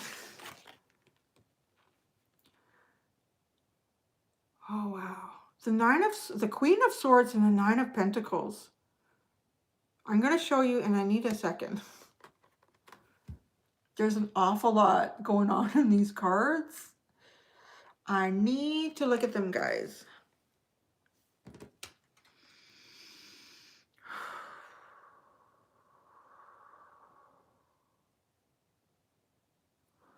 Oh, I've seen this before. Oh, wow.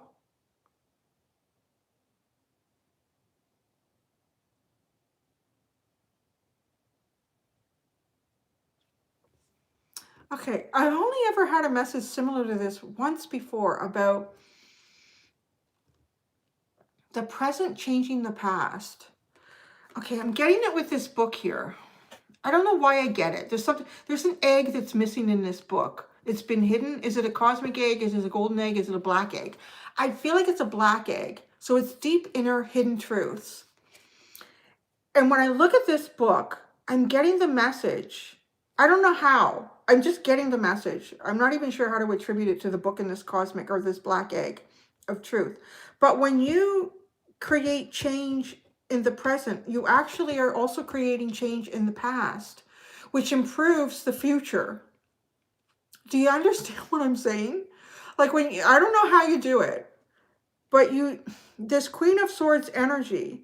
So you function on a level of emotion, opening up portals of emotion and deep love and different ways that love can be experienced and expressed and felt. But there's a Queen of Swords element to you here that I want to say it's almost as if like that is the energy that can negotiate space and time. And when you change something emotionally and energetically in the present, you are somehow changing it in the past, adjusting it ever so slightly. So if it was bad on a level of 1 to 10, 200 years ago, if it was bad, let's say 10 is the worst it could be, and it was sitting at an 8, you change it to a 7 in the past, and that actually brings everything coming after it at a lower level already. It's almost like a twofold that you're doing it. When you change the emotional energy that exists right now, yes, you are affecting the future and you're making it better. Yeah, it is. Sequential time is a human element, and I really think it's grounded in the 3D, because beyond the 3D, I feel like it's almost physical and you can move it. But so you twofold this. You improve the present, but if you were thinking, thank you, Delphi. If you were thinking that, okay, it's better now, I've taken it from a 4 to a 3 in terms of love and expression and vibrational positivity. You've actually taken it to a 2 because you've somehow affected the past with this book and the missing black egg. Why is the black egg missing? Because it needs to move through time. The black egg needs to move through time. You move it through time. Oh, I didn't think it was going to go like this. Oh my God.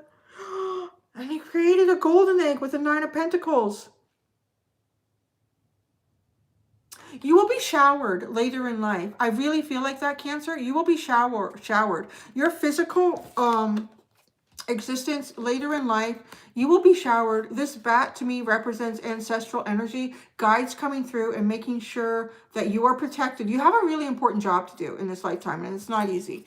You are protected. Surrender to the sweetness, and then you have a golden egg that hatches out. The ghosts of the past. Oh, you release karmic. Oh my God, you soothe karmic energy. Oh, Jesus, Cancer, this just keeps going. You're soothing karmic energy, the ghosts of the past.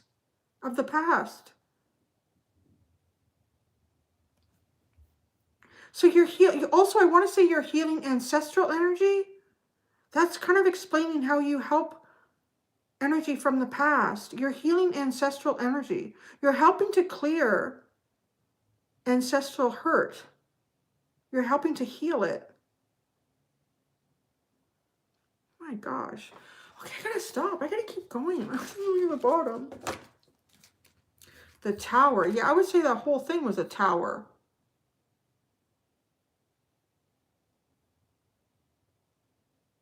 Wow.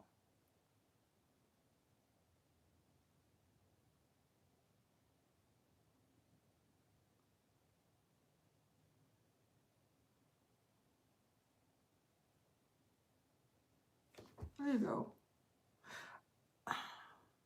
I know this is like putting a lot on you, but this Tower card as an underline, it makes me feel like what you go through sort of, it prevents that. Someone else just gave me a really big donation. Thank you so much. You guys are really too kind.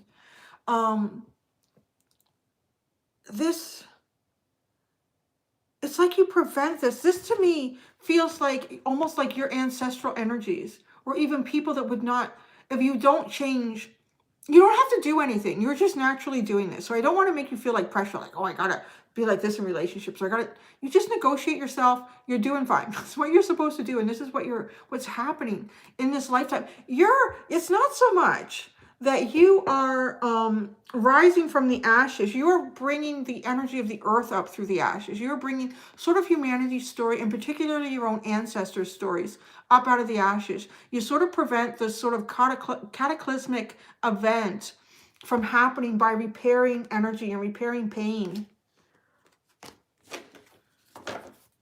Oh, wow, look at this. This is what Pisces had. So another fellow water sign energy. I am sorry. Defenselessness. Writing past wrongs. And uprooting. What did I just talk about? You're writing past wrongs. That's too freaky. Okay. I need to do a stretch off camera here. Tense. I'm going to need a nap. Not right now, but later. Whew, where are we? Oh, we're halfway. We are halfway. Oh my goodness. That was Cancer. I knew that was going to be deep. Let me hear you roar. It's soon to be pussycat time. Yeah, there's a pussycat.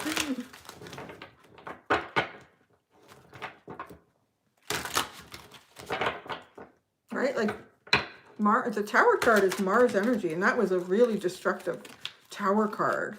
Like Mars coming in full force. But what? Like Venus and Mars. You are working the Venus energy. You are calming the anger of Mars. You are seducing Mars. You are calming it. Still sitting there. It's pretty feisty. Give it a little snuggle and a kiss. Relax it a little bit. Oh, the Costco story. Yeah. You are great. I mean, you're going to be my director here. So the Costco story. Yeah.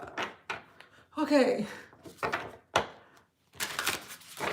So I had a really profound experience at Costco. And I'm curious if other people have had something like this. Now, I've always been able to see when someone's time is close, like passing away. And I don't mean like just within days. I can tell like within a year. There's a change in their eyes that I've always been able to see and perceive. I think anyone can see it if you look and you start to recognize it and put the pieces together. There's a detachment that starts to occur in people's eyes that I've noticed about a year or so before they pass away. And they may not even be unhealthy, but I start to see it. And it does make me worried when I see it. And it almost always happens. And it is, to me, it's almost as if they start seeking things beyond the physical. So I want to put that out there, that I have noticed, I have seen that before in people. It's almost like you could almost describe it in the simplest forms, like a glassiness of the eyes and looking beyond where they are. It's really different. And there's also, it's kind of that, and it's fear.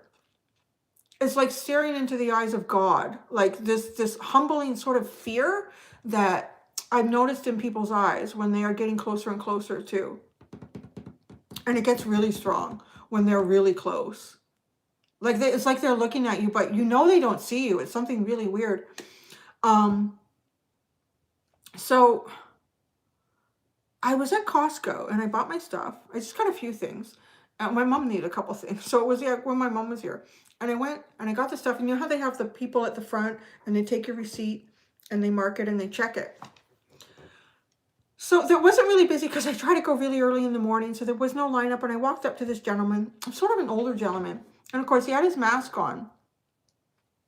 And I handed him my receipt. And immediately when he reached out to grab the receipt, I got this weird feeling all over me. And I could immediately, I saw his hands like just go to like white and kind of like without life. It was a really weird experience. And I looked up at him. And he had it in his eyes. And it was so strong. And then this is what happened. I could smell formaldehyde. And I know formaldehyde so well. And I actually even know what I saw in his hands.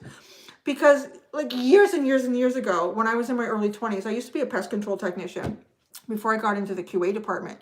And I used to go for 3 years, every month, I used to go to a funeral home in Toronto. And I know the smell. I know it so well.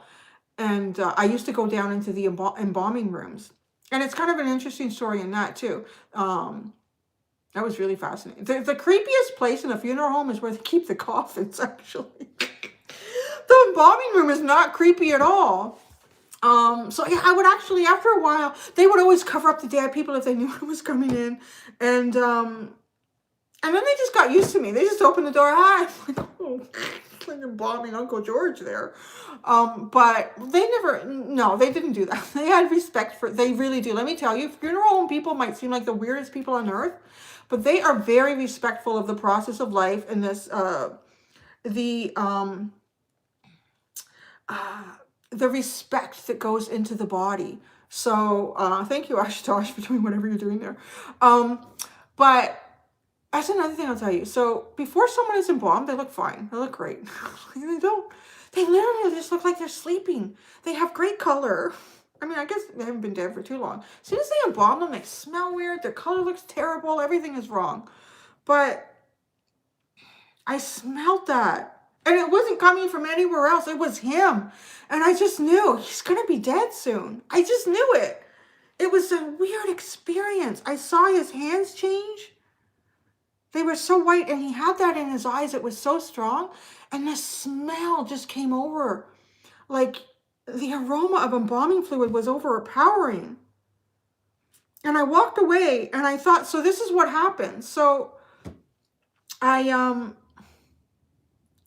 thought to myself, like, why? Why would I even? So if this is going to be some new thing, I really don't want it. I really don't want to know this for people. And if I do, why? I'm going to go up to his face. I didn't tell him anything. I didn't. Of course, then I fight with this. I'm thinking, well, maybe I should. But no, I can't do that. Like, he doesn't know. This is horrible. But I thought, I think he knows. I don't know. There was something very melancholy about him. Maybe he was sick and I don't know. But that's the other thing. I don't know how to deal with that sort of stuff. Because you're really torn about it. It was like when I had a boss that I had years ago. He wasn't my boss anymore, but he passed away of colon cancer much too young. How old was he when I think he was 46. He was 46 when he died of colon cancer. Really nice guy. One of the best bosses I ever had. So sad. I mean, he never even got to see his kids graduate high school. I didn't even get to see his son finish elementary school. I think his son was in grade 7 or 8. But I had a dream. Actually, he came to me in my dreams like a few months after he passed away, a couple times. And I just put it off like it was just a dream. But then one night I couldn't. He came to me in my dreams, and then it was like a lucid dream, like it was so real. And he was walking me through his house. And I thought, I don't know why he's showing me this. And then he showed me a leak. I think I've said this before on my channel. I don't remember if I said it on here or an extended. But he was showing me a leak in the house that was kind of somehow in the kitchen, but it was coming from the roof. It's really weird. And then I woke up. And like the room was so dark, I could feel him in the room. And I don't know how to explain that, because how would I really explain my boss's energy? I mean, I wasn't really that close to him. But I knew he was in the room. And I sat up, like just up out of bed, because I knew he was there. And I thought, he's like, and he didn't leave right away. And I didn't feel scared. I just didn't understand what was going on. Levy's World, are you sure about that? Thank you. Just be careful, guys. Don't put too many, you can fix that. Thank you very much. Oh my gosh. But I really sat on that for a while, because I thought he came to me for a reason, and it was persistent. I think he came to me another night, and I thought, oh my God, he's not going to leave me alone. And I wanted to contact his wife, but I felt weird about it because she was still grieving. And again, you don't know how to handle these situations. Like, how do you approach this? At least I knew her. Like, I knew her. I finally reached out to her and I sent her a message. I wanted to put it in an email. I wanted to get all my thoughts out and take the time, formulate it really nice, be as respectful as I could too, of what her feelings could be, what she'd be going through. And she was just, I can't, like, the dream was amazing. It was so helpful to her because she was getting ready. She wanted to sell the house. It was too big and too isolated for her and the kids where they were living. She wanted to move closer into the town where they were. And they couldn't figure out, honest to God, there was a leak in the kitchen that they couldn't determine where it was coming from. And this dream gave her that answer. And then I just remember saying, wow, I'm really, like, I didn't expect this response from you. Scent does manifest future occurrences. Yeah, I have my Pisces friend smells things too from loved ones. She'll wake up in the night and she can tell they're in the room. And that actually happened to my mom about a month after my stepdad passed away. Hi, Ori! And she woke up in the middle of the night and she said the room was engulfed in his aftershave. Like, she knew he was there. So yeah, it happens. I've never had it happen like that to me. But anyway, she said to me, this was part of, I guess, my awakening too, for my own abilities. And she said to me, I've always seen you as someone who could do something like that, or who would see things. Oh, really? So it's like people saw it before I sort of saw it. But it was easy for me to, well, it wasn't easy, but it was easier for me to reach out for her. And it had a positive effect. I really couldn't figure out why. What would be the purpose of me knowing that this guy was going to pass away soon? I don't know. Anybody? Tell me, Russell, why? Because I don't feel it's appropriate, or I don't feel it's appropriate for me to tell somebody. So why would I have it? I'm really torn with that.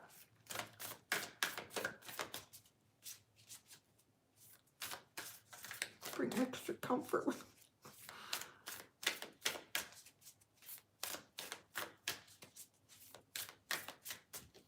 It's going so fast. I'm going to have to come back in here and read this. Yeah, right? Well, I agree with that too, Russell. It is. You can't take on everybody's stuff. And maybe he served as some sort of a purpose for me, like to open something new up for me. I'm not really sure I really want that, though. God, I don't like that. I really don't like it. It's bad enough seeing it in someone's eyes. I remember seeing it in my grandfather's eyes, and he was still at home. He hadn't gone into the nursing home yet.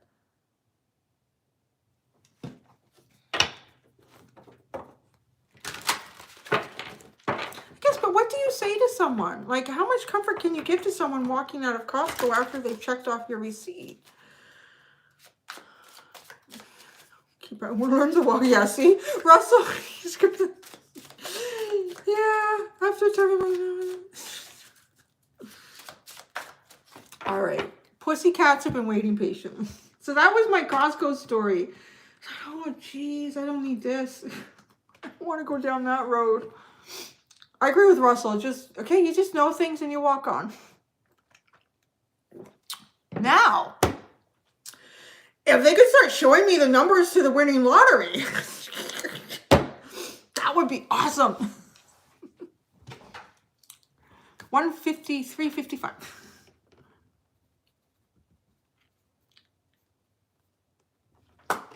All right. Are we ready for the pussycats? Leo. Boy, this should be interesting. Rising from the ashes, Leo. What is the alchemization of your soul? Oh, gosh. Okay, Leo. Rising from the ashes, the alchemization of your soul, Leo.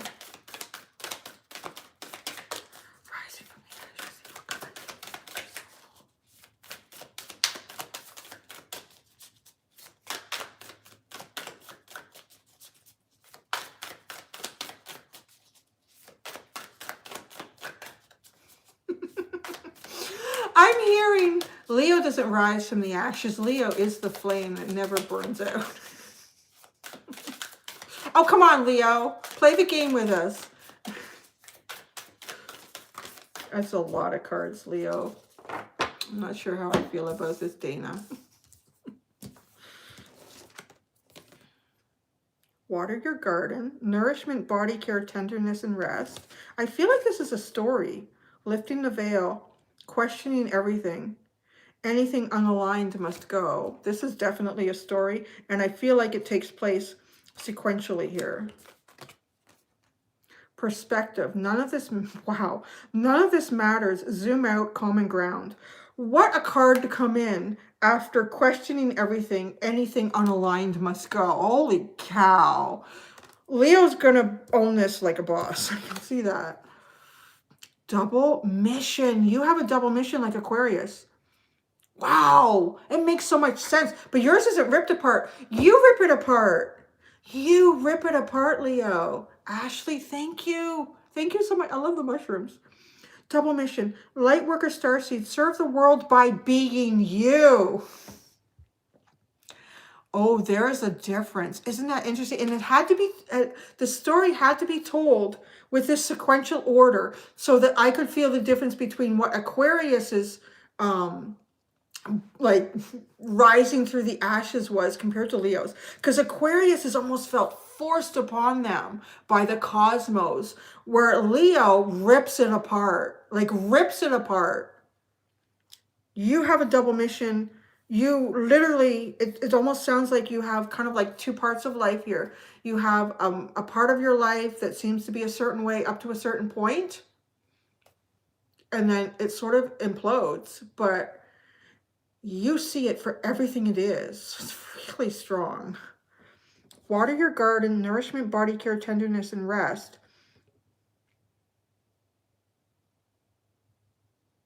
Something causes you in your lifetime to put the oxygen mask on first before anybody else. That something goes on in your life, Leo, where you realize you've got to look after you here because nobody else is. And I feel like you do it on a really physical sense too. Like you really, like physically. I feel like you physically change. Like from who you go through a physical metamorphosis as well as a change in your life. Body care, tenderness, and rest. You love you. You give yourself the love that you've always needed that you didn't get. At some point, something happens. And you know what Leo is. Leo, fire signs always get a bad rap. And I think I'm kind of here out to help them out.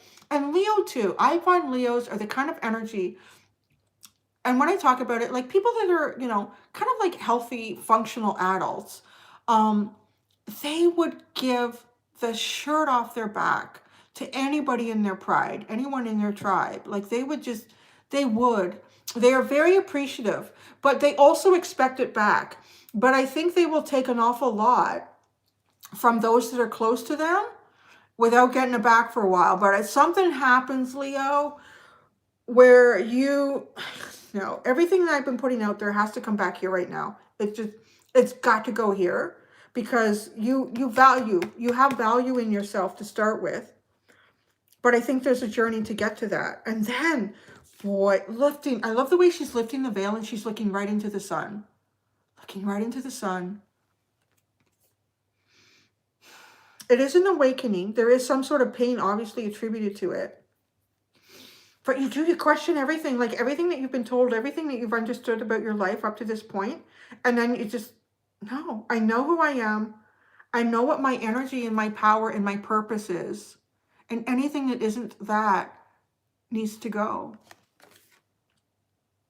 It must go. If it's not in alignment, it must go. But you can't get there until you discover and you care for yourself first. You've got to do that first. And I feel like you do. And then, if it's not aligned, it's got to go. None of this matters. Zoom out, common ground.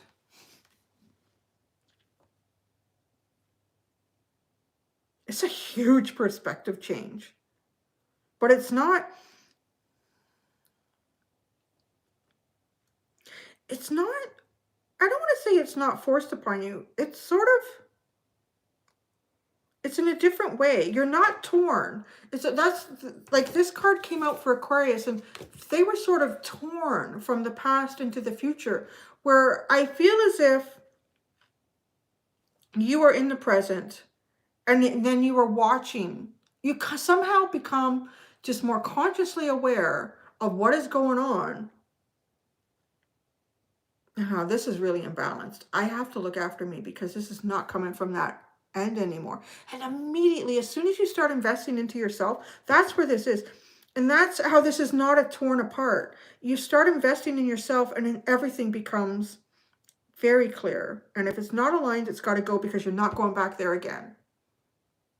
This is how you make the choice. It's not like the past being torn away from you. You are not going back there again.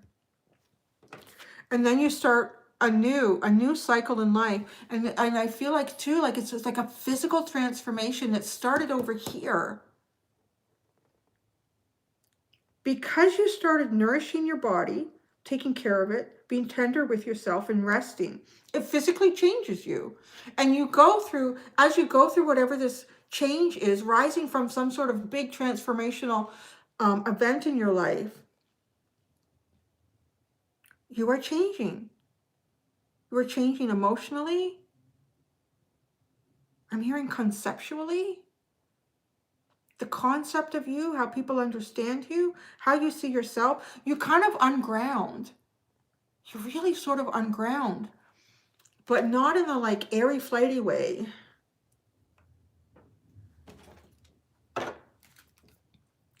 Messenger, serious energy, bringing harmony and balance. Oh, okay. When you go into the second, oh, you know what? This kind of reminds me of the Aries message. When you go into, so I want to call it like a second lifetime, a rebirth out of something that was no longer serving you on some level. You go into your leadership role, and it really reminds me the same of the Aries. Like you have to go through this first to become a leader of example. That's what this is, the leader of example. And by doing this, you bring this harmony and this balance. It is becoming this lion, this leader. First finding the pride in yourself, having that pride of believing in yourself and knowing your worth and investing in it. And like not questioning it, like, you know what? This is not right. This isn't working. This is not aligned with who I know I am. It's got to go. And none of that matters. Does it really matter? Because at the end of the day, it's you. It is to become a leader, Leo. But you bring a beautiful balance and harmony here. Because Aries too is a very fierce energy. If you don't want to follow me, that's fine, because I'm going. But with Leo, it's like, if they are part of your pride, you're taking them with you. Like you're giving them this balance and this harmony. And even some of the things that you've left behind, it might catch up to you, but it's not going to be in the resonance that it was before when you had to leave it. You kind of force this balance and harmony to take place by being a leader. There's a bit of inspiration here with that too. Am I blurry? I don't know why it does that with the live.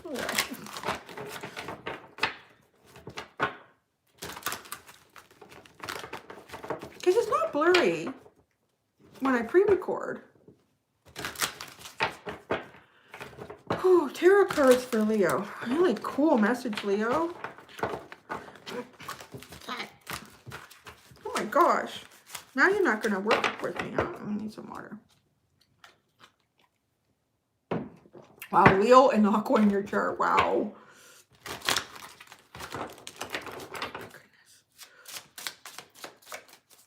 Okay. Any more information about rising from the ashes, the alchemization of Leo's soul?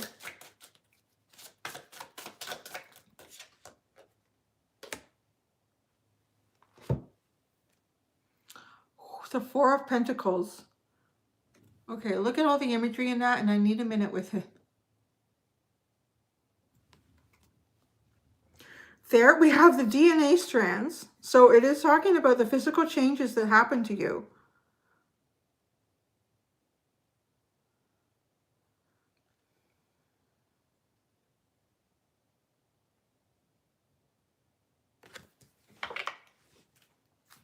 what's his name again? You have this energy. Where is he? It's one of these gods. Prometheus.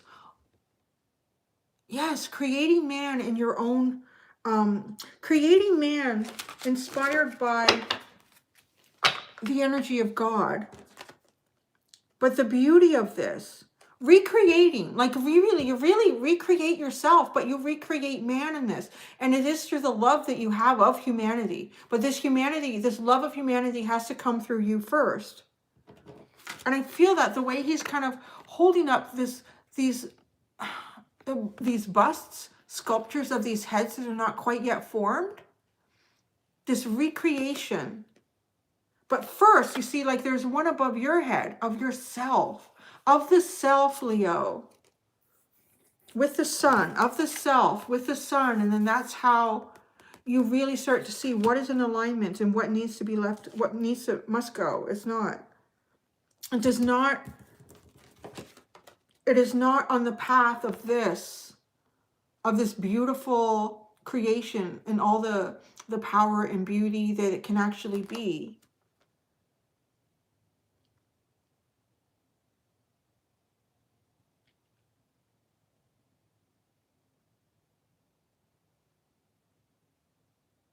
Okay, I'm good with that. There you go. Oh, Leo.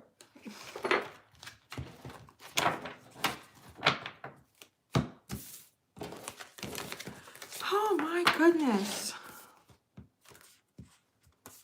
I gotta go do a stretch. How long has this been so far? Oh my God. Oh, it's not too bad. I've done longer. We are going to Virgo. I feel like Russell. I'm singing for my supper here. The donation. Oh, jeez. I can't stop. Virgo. Okay, just a second. Virgo's card has already come out again. You know what I need? I need like a little personal masseur. Sit beside me doing this. Did you feel it, Dana? That was an amazing reading.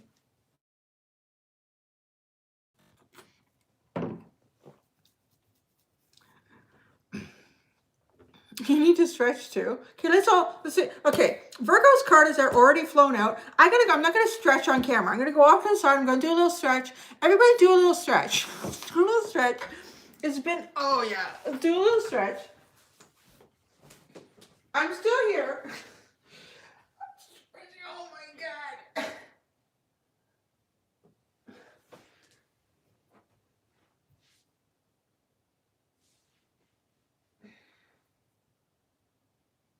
You guys stretching? Oh yeah. I exercised this morning too when I stretched. You know what? I haven't done it in a while. I put my Madonna, the candy, what's it called? Her Candy Shop album in. It really gets me going. I haven't played that one in a while. And so I probably overdid it and my muscles are tightening up. Okay. Oh, that's better. All right.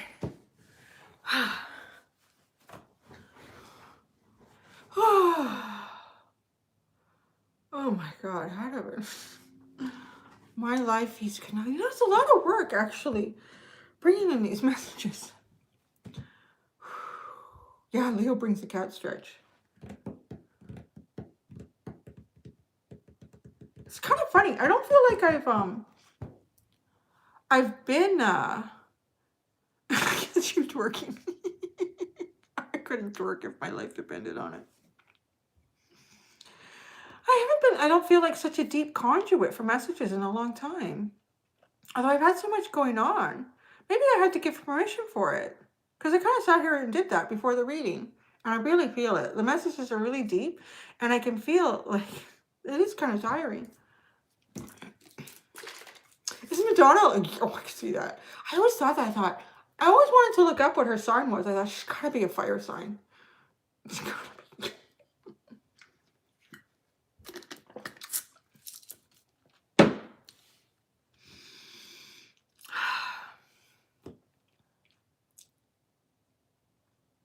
I'm not gonna watch it. I'm going to be 49 in just over, and when, I don't know, in like a week or so. I don't know that I'm going to learn how to twerk.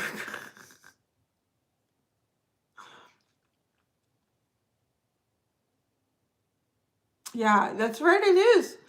That's exactly what it is, Russell.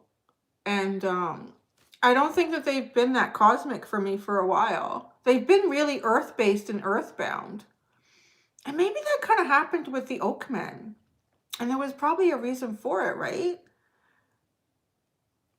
Maybe the fact that I was kind of inspired to do it here on Easter Friday. Rising up again. What are we rising up into? And I sat here and I really did. I sat down and I said like a little mantra to the universe. Thank you, Mystical Rainbow. I love that name. Oh, I love the rainbows too. And I did. I thought, okay, I will be the conduit. I will be the messenger. All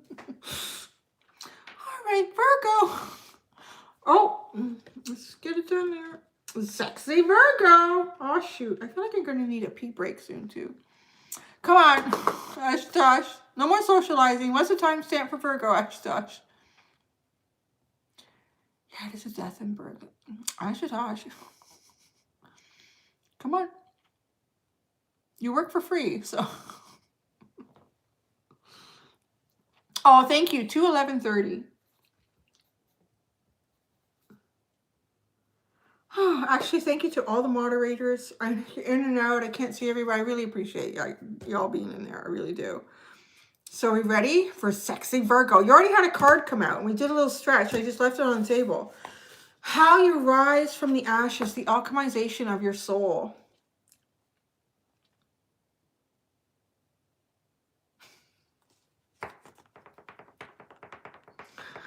So Virgo. In a way, Star Keeper, Cosmic Ancestor, seed the light by staying grounded. You have intentionally come here on Earth to be a very grounded energy for a reason.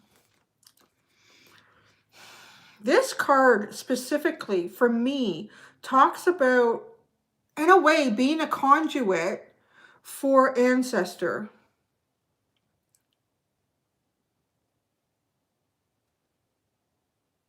You know, okay, so what I'm getting here, I'm not really feeling, I'm almost feeling purpose in this, is what I'm getting right now. I'm feeling purpose in this. Let's see where it goes. I still have more cards to pull out, but I'm getting purpose in this. So Virgo, I don't know how long, if you guys are even interested in going to see what the Aquarian reading was, because it was the first one that we did. And it was sort of about being like cracked open and forced to take on like a new life, or a new perspective, at least on life, and away from the old. And then we sort of had like Pisces energy come in, and they're balancing the past and the present so that these two realities can sort of melt together while one sort of recesses and one starts to grow. This here, I feel very much like, Virgo, you act as some sort of a portal. And it's not really how, I don't think people would recognize it in you. Okay, so this is what I'm getting. Like, you know, when somebody, we all kind of say that people are in our lives, like if messages come to us through the divine, through the angels, through the cosmos, if you're meant to hear something, a lot of times people, like individuals in our life, will just, you know, we'll bump into someone and they'll give us some information. Like, oh, that could be helpful. Or down the road, oh, wow, I remember that person told me about that. Now I totally get it. Or it means something.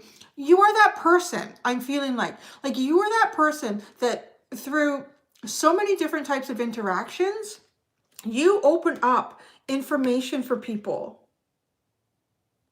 You act as a conduit for ancestral energy to come through for those that don't believe. That's what this is.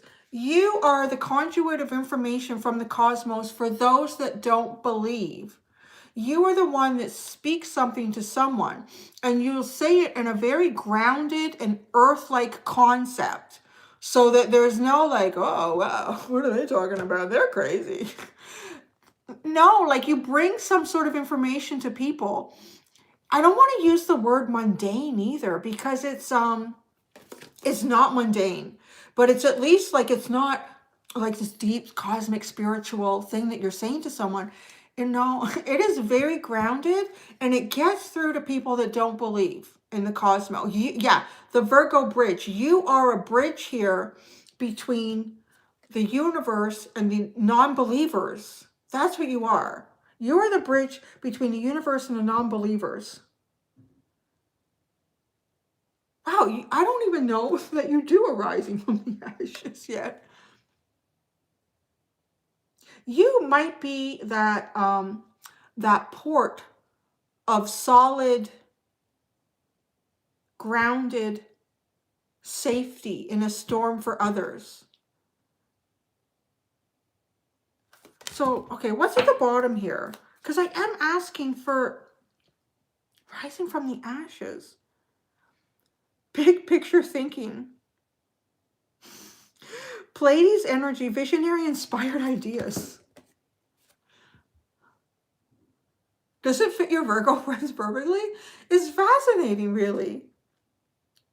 You are, look at, like, you are the inspiration, but they don't feel like it comes from whoever you're engaging with. They're not going to feel like it's something else. This is divine, or this is religious, or this is spiritual, or this is cosmic. Oh, that's a good point. I should utilize that. That's smart. I never thought of castles like that. Like, it's just, you are the visionary. You produce the vision. This isn't easy either, because this is kind of you know, like someone who, like what I'm doing right now is really obvious, and you kind of get a reward out of it, right? Like, something that's great. I mean, I'm not going to lie. It is a reward, because I'm getting sort of an immediate response, and sort of being out there in the open, and I'm delivering a message to the masses. But the people that are going to gravitate towards me typically are the ones that believe. I'll get the odd ones that don't, and to be honest, I'll still know where to go. So you're the one that's going to reach the ones that I can't get to, like someone like me. You're going to get to the ones that they're not going to listen to me. So you communicate to a portion of the population through divine guidance, through the words that you speak, and you may not even know it. Like, it's just the way your mind works. You're already tapped in. It's not something you have to reach for. It's just already there. And you put it out there. You reach the people that no one else can reach, that are working in the spiritual community. Yeah. How is this rising from the ashes? I'm so curious about this. Maybe you're already grounded. I don't know. Can you Virgos tell me that? Like, I mean, most people go through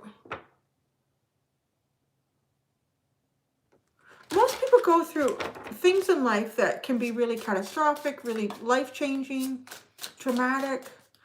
Oh, I like that. The spiritual groomers. Yeah. Yeah, you're right.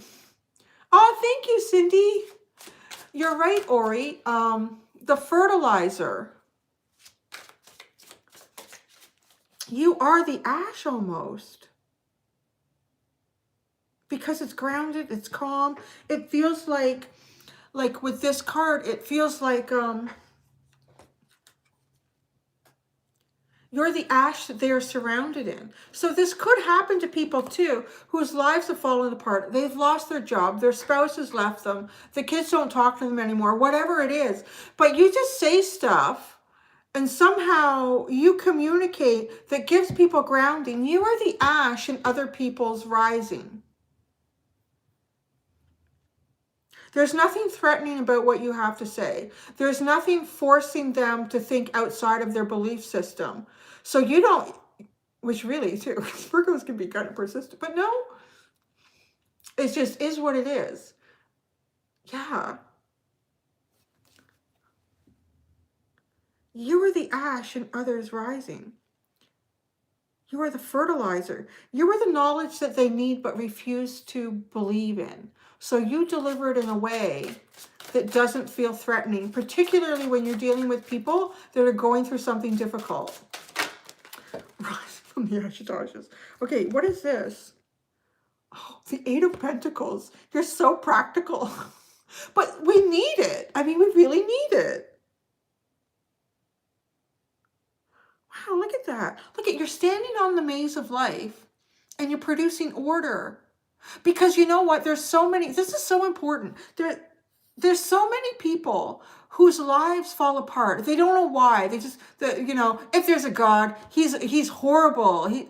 But you can stand on this maze of confusion and create all this order and symmetry through just simple conversation with someone. And you don't even have to try to be steering them towards anything that's spiritual or a deeper meaning. You're just giving them grounding, and you're giving them clarity, and you're giving them direction. You're helping them make one step ahead of the other. I like that, a crosswalk guard. Yeah, kind of, right? Huh.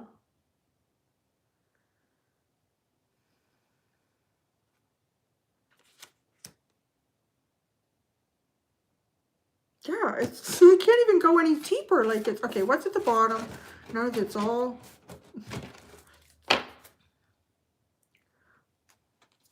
Oh. This is a heavy burden. This, underneath this is heavier than what it looks like. Yeah. Look what you're processing. Oh my gosh. Okay. The bottom of this, we have the Nine of Swords, the Tower. What was that? The Seven of Swords, Justice, and the World. This is big. Like, look at all these swords. Nine of Swords. Anxiety. Can't sleep at night. I'm just feeling like dealing with people who are going through this. There may even be times where you slip into this, and it's because you may not realize something that you're carrying. That this is a very heavy burden on a spiritual level. Because it's kind of hidden. It's sort of hidden, and it's helping those that would not take any message from me or Russell or San or any like sort of spiritual leader or a conduit or a psychic or a tarot reader. Like, no. You carry this heavy burden. You take people from here. Yes, everything has come crashing down. It's not coming back. It is feeling destroyed. Helping them find the balance between their mind and their heart in this. Helping them to ground themselves. And helping them to close off cycles that they could not have closed off without you.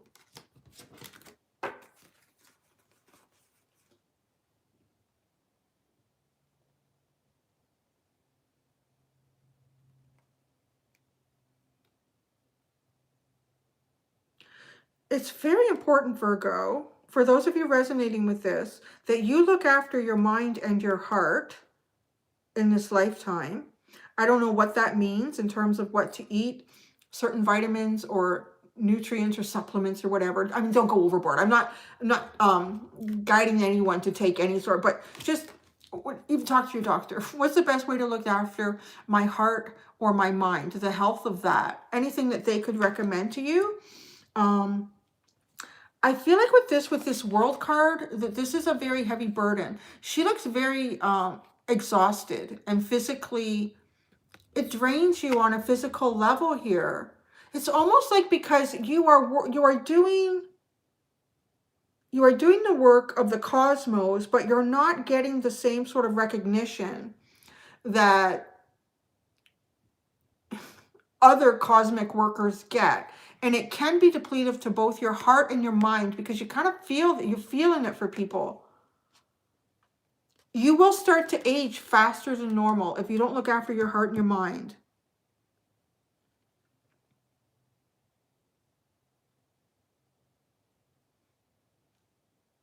And it's through whatever that is for you. Like, right? I don't want to guide anyone to take anything because everybody, I'm not a doctor or a herbalist or anything like that. But I would look into that. There's something really here about you looking after your heart and your mind. Because you do this for others, and you might not even see the results of a lot of this. It's not, it can. I'm just getting that message, and maybe that's why this needs to come through. Because I'm not really getting the message that you rise from the ashes and you alchemize your soul, because it's like you're doing that for others in a very conventional way. And because it's conventional, it's not recognized as well as it is in other methods, like what I'm doing here right now.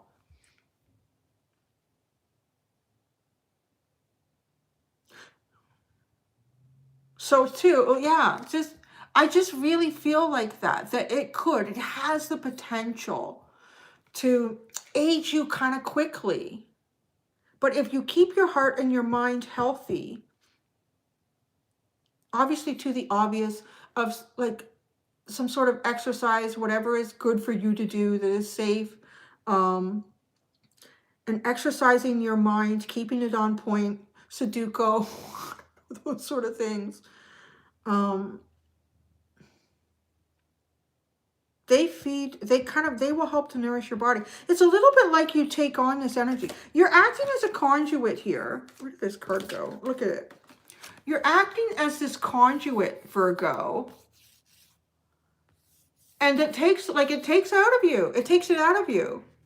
And I think you're doing it all day, all the time. Because it's day-to-day life. Whoever you're talking to, wherever you're going. You are acting as this conduit all the time. That's why it's depleting. And it may just be sort of like a gentle energy being sucked in and out of you doing this. As opposed to like me sitting down and doing what I'm doing right now. Yeah, it's tiring. I'm going to have a good nap after I do this, after I've done this. But then I replenish myself, and then I'm not doing it for the rest of the day. I'm just being Cindy. I'm not saying profound things. I'm not really that profound, to be honest. It's conduiting. But I open and close it. You're kind of always open. You're kind of always open.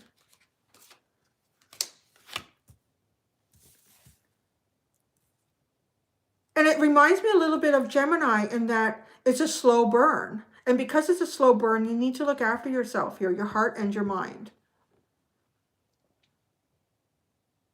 You almost rise through the ashes through observing other people's trauma as well.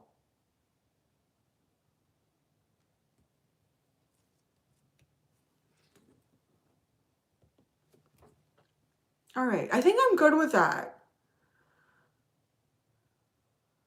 Yeah, right? Uh-huh.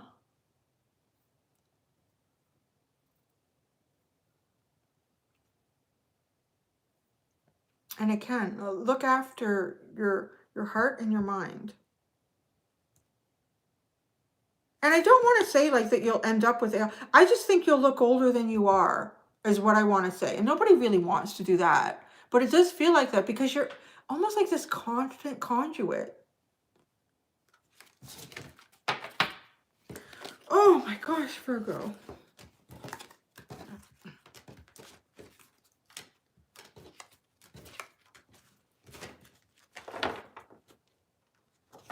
Oh God, you're a Gemini and a Virgo. You better eat healthy and exercise and get lots of sleep. Do your Sudoku, your crossword puzzles.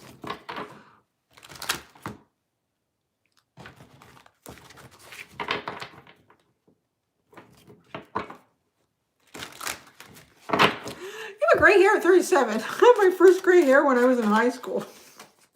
Jeez.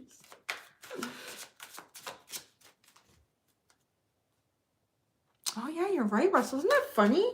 And then I did it then too. Oh, you didn't put all the cards in. Yeah.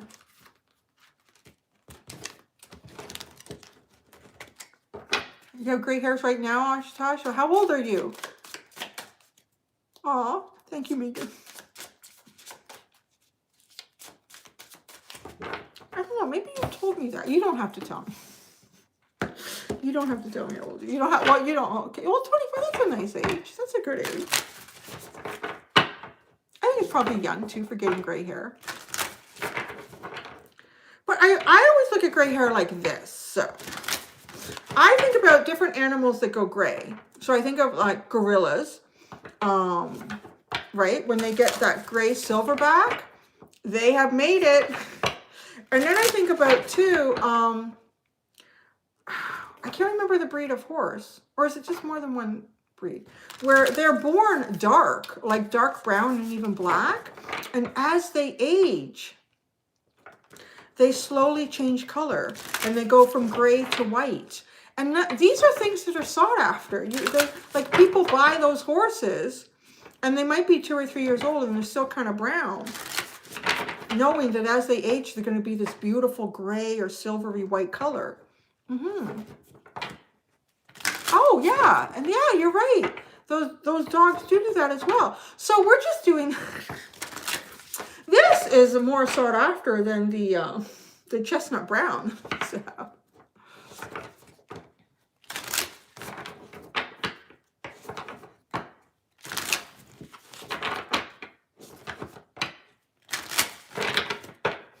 It's going so fast right now.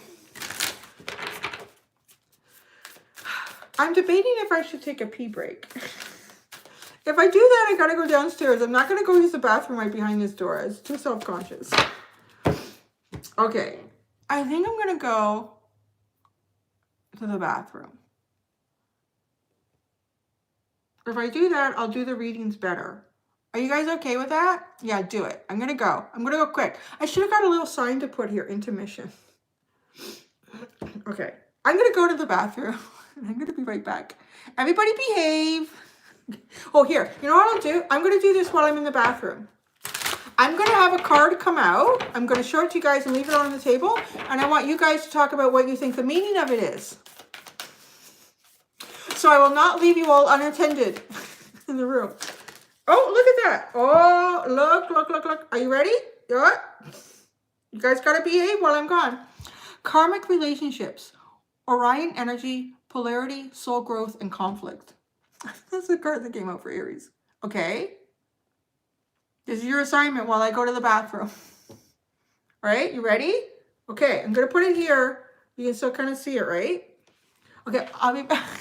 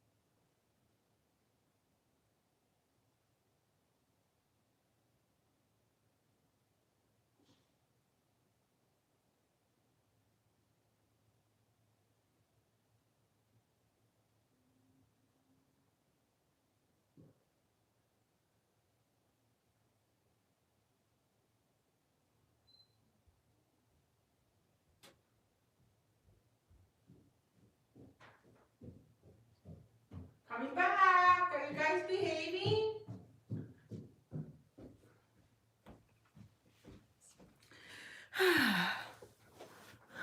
So let's see what you're talking about.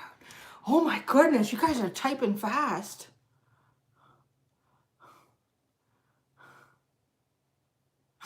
Whoa, look at you. You all get bonus points.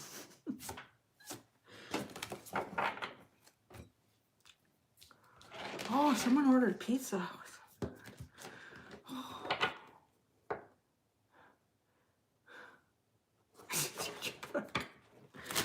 Conduit. Oh, we did. No, we're going to do Libra.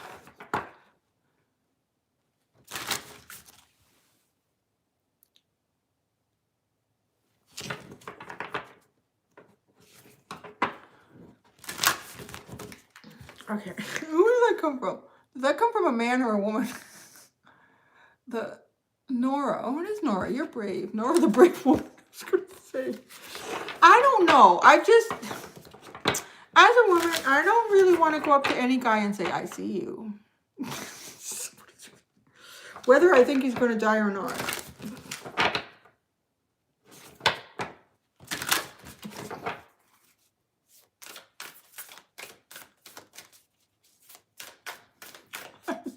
Where that's going to go.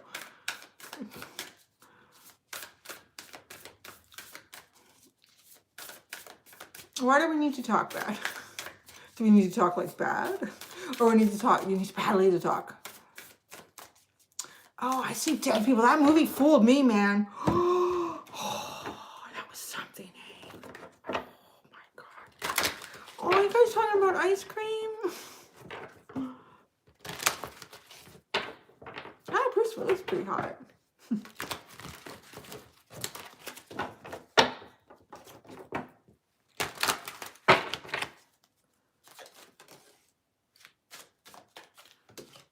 I'm not ready. Libra. Did I finish this apple sauce? I feel like I need more.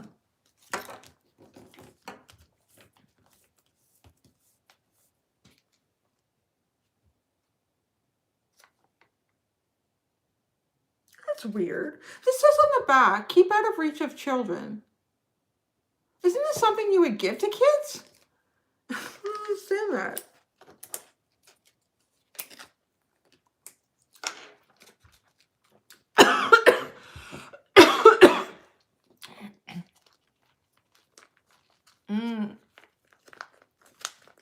I need my readings to make sense. That's too much. As long as they make sense to you guys. And if they don't, then they're not resonating. That's too much. I don't get as many emails as I used to, but I get enough. And I can't be, it's really hard. You guys gotta remember, I literally look at myself like a conduit.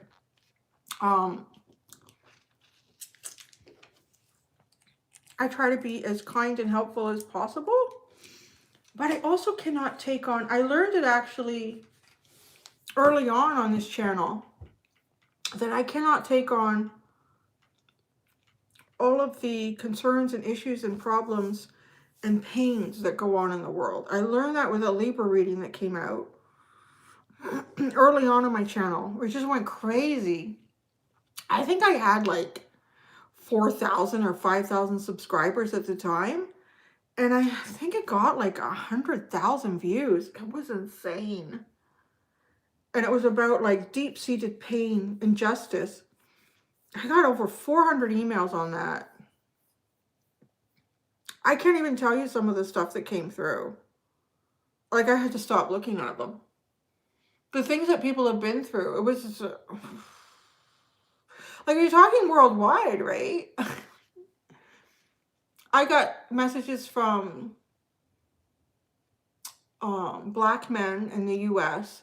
that had lived through communities, grown up in communities where, you know, they had seen like close friends of theirs shot down and killed, burned, like just some of the things that people like, just that's just one that comes into my head right now. And then I got a lot of message about people in indigenous communities, horrible things that had happened to them. I got a lot of those.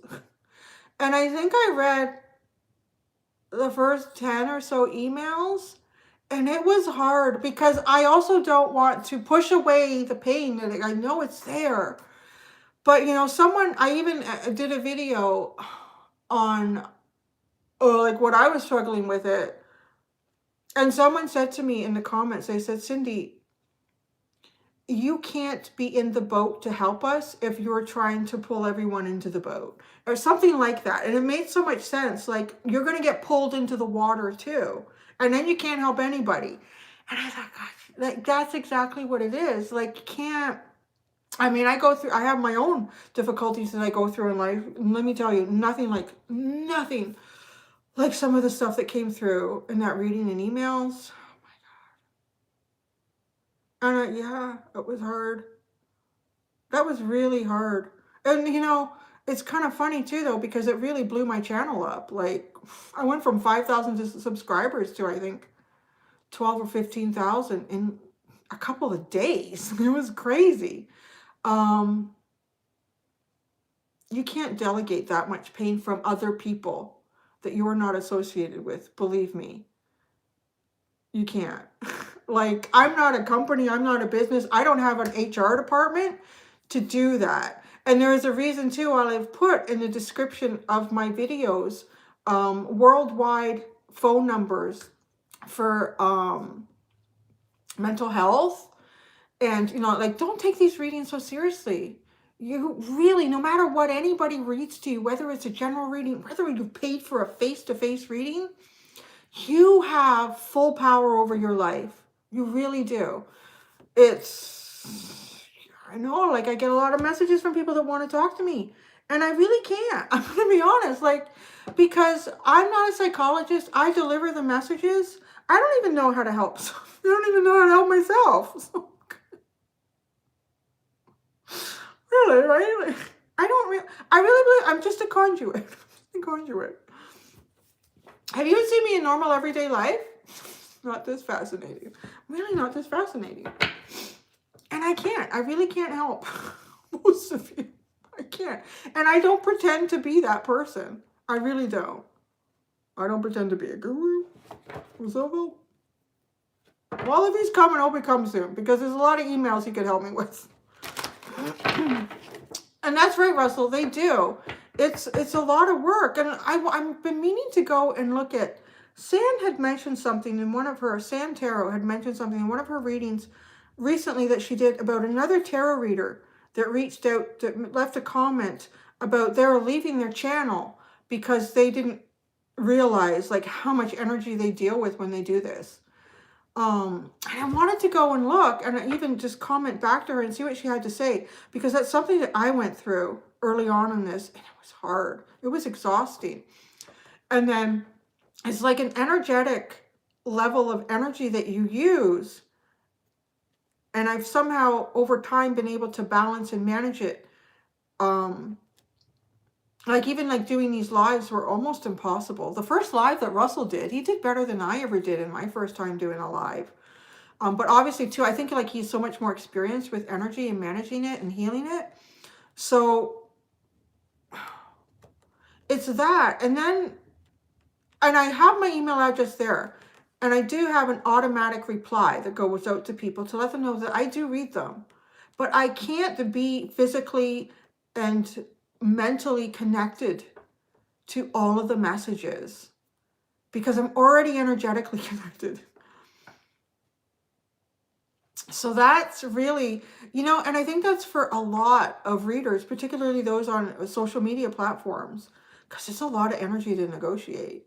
And it takes time to kind of, to balance it. So I'm not trying, like, I don't want to be rude to people to say that I don't want to connect to you on, yeah, you spend 6 hours a day. Oh my God. You need an automatic reply, Russell. So much. It's, and I know because the messages are very personal, so you feel a connection with me. A lot of people have invited me to come and stay with them all over the world. And some of you, I might take you up on that when COVID is done, but I'm also sort of a private person. It may not seem like that on here, because this is just what I do. But I am a private person too. So, should we get started? How do you clean your energy in heavy channeling? I'm going to tell you, for me, everybody is different. So me, I find that cleaning my energy after a heavy channeling is that crystals will sort of do it for me. I find vibration. I need vibration. The Om is my favorite. Om. And like, as I feel that as a whole, you feel all the different levels of where that sits in you and where it vibrates. I'll sit like in a sort of a meditative stance. Although I don't really have to do it that often. I think it's just sort of naturally dissipated and block it off now at some point. But going through Om, and then really feel it vibrating up here and letting it out, I gotta tell you, it really, it moves energy. It really does. So that's my advice. But you have to experiment. Everybody's different. Okay. Libra is waiting very patiently. They are the scales of justice. They're not coming out. They're actually, yeah, I haven't seen a single Libra come out. What are you going to read? What are you going to read? Not like that at all. Well, okay. We're getting ready. Tosh.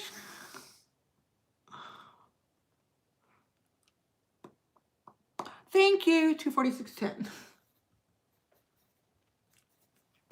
All right. Okay, let's get into Libra. Rising from the ashes, Libra. Alchemizing your soul. The alchemy of your soul. Libra. How will you rise from the ashes? What is the alchemy of your soul, Libra? What's the alchemy of your soul? I'm hearing fire, but, well, that would make sense. Born of fire. Born of fire. Libra.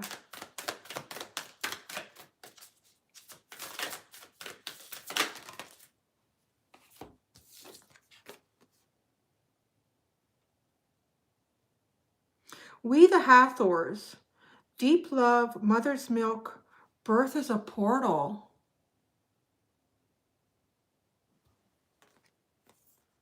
Wow. You've been doing this for a while. This is very ancient energy.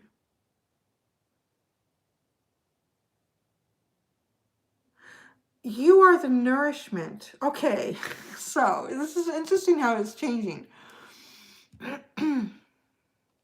You are the nourishment. Now, Virgo was sort of like the calm, settled ashes of the rebirth for others. Now, Libra, you are, so I'm getting with the mother's milk, and just the depiction here, this is very old. You're very old souls. Many of you, I feel like, have Piscean connections somehow, like you've done many, many lifetimes here. This mother's milk is reminding me like the fire. I was saying the fire, the burn. And I think about like things that are spicy. What soothes that right away? But spicy. There's some connection you have, maybe even with Pisces message, but the mother's milk, you soothe the burn. So it's like Virgo provides the grounded, basic element required for people to get through difficult situations or points in life without feeling, you know, particularly non-believers. But you don't work with non-believers. Well, you work with all sorts of believers, I feel like, in your lifetime. The mother's milk.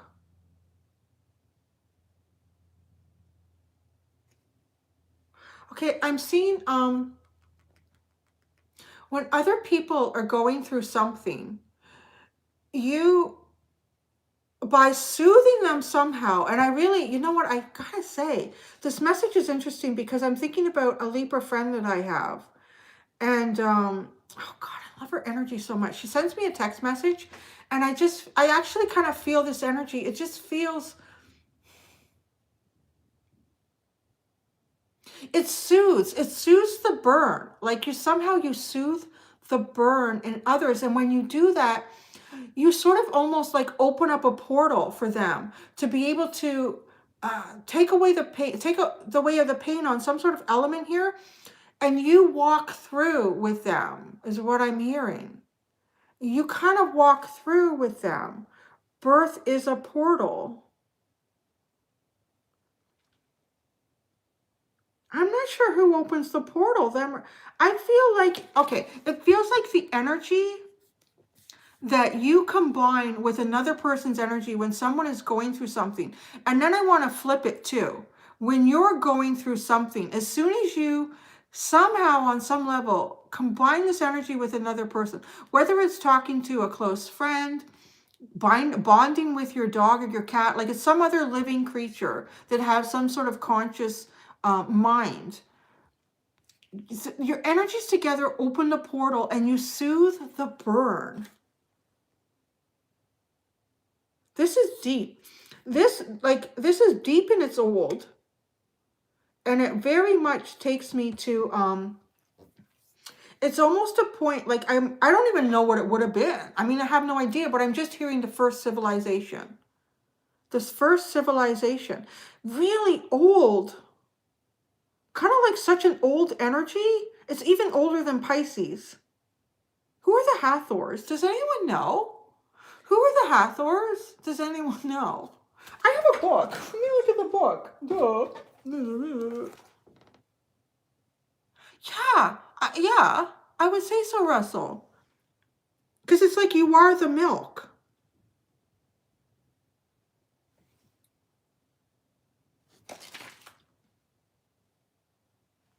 How do I find it? I guess it's alphabetical.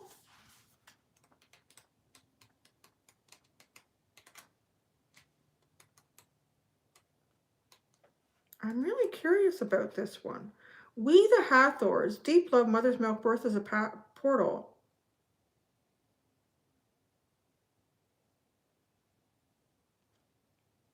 Birth is a portal that ushers a new life. The Hathors are here to remind you that you're a child of the cosmic mother, and you're being called to be held by her deep, never-ending love and embrace. This is a tender, nourishing card. See, like you nourish, reminding you to receive the deep, deep love of the mother's embrace. The Hathors know the journey on earth can be rocky and lonely at times, but you're being reminded to rest more deeply in the mother's arms. This is a card of extreme potency, of femininity, of creation, and of birth. You're being called to mother yourself and others too. See what I'm saying? Are they the masters of sound and energy during the Egyptian era? They worked through the sky deity Hathor. You're being called to you're being called to remember your place in the web of life. No, I skipped something here. Sorry. This is a card of extreme potency, of femininity, of creation, and of birth. You're being called to mother yourself and others too, to surrender to your sacred femininity, to create and surrender to your own creations. Oh, to hold and be held. This is so Libra. To hold and be held, to hold and be held, to create and release, to create and then have it embrace you.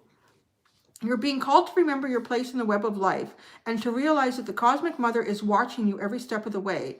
You may be going through a transition right now, moving from one way of being to another. If so, you're being reminded that you're cradled in a sacred container, that you're more held than you can possibly imagine, and you have access to more love than your heart can bear.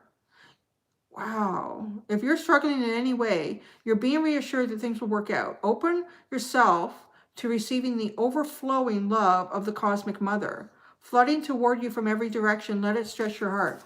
Okay, there's something really interesting here that someone just said, and the Hathors worked with sound and healing and Egyptian times. I think it's really interesting that just before I came in here, yes, it is from the heavens. It's kind of like you're bringing it in from the heavens. You're bringing in resonance and frequency from the heavens. And it washes over and it cleanses. Your burn is not like a flame through the fires. It's like cleansing it. It neutralizes it. It heals it. Your burn you heal the burn. But I find it fascinating that just before we do this, somebody asked me about how do I clear, energy like this after doing readings. And I talked about the Om, the vibration of the sound. And actually, and Russell is in here, and that's what he does. He heals through sound. You are the healers of the burn, Libra. But it's also knowing to heal yourself through the burn. Okay, starseed activation. Place the card on the portal of your heart and whisper the following. Nobody else got this, Libra. I allow the deep love of the cosmic mother to wash over me. I'm loved, I'm held. That's pretty cool. Well, we got more to go here. So let me look at the bottom. There's more here. This, all I can say is it feels so old, it's almost hard to grab.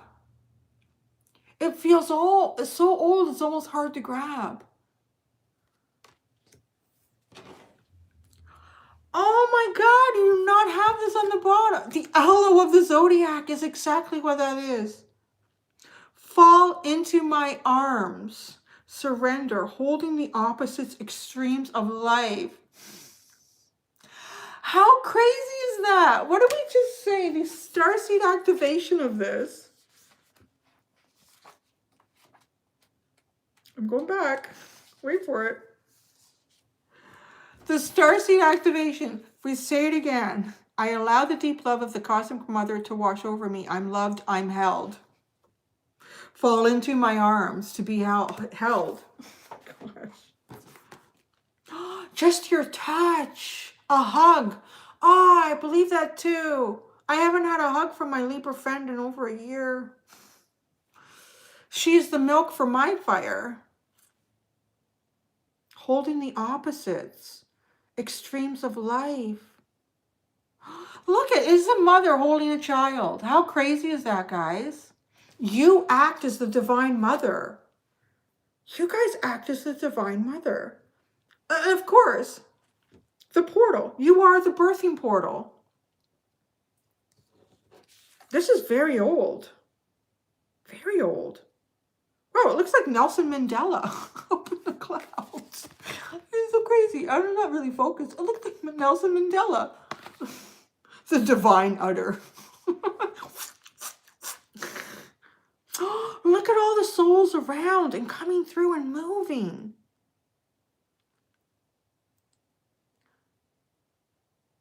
Wow. The divine mother.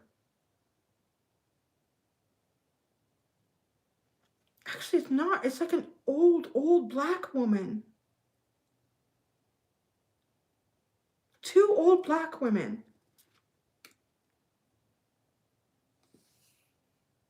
But Hathor, Egypt, right? Wow. I need to pull out these cards. This is a really cool reading. Your burn isn't like other people's burn. You're really old. You're really old, Libra. God, and I'm thinking like, okay, the first civilization of man, I said.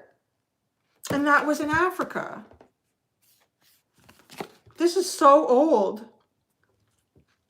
You were the first portal of transformation on Earth for humanity.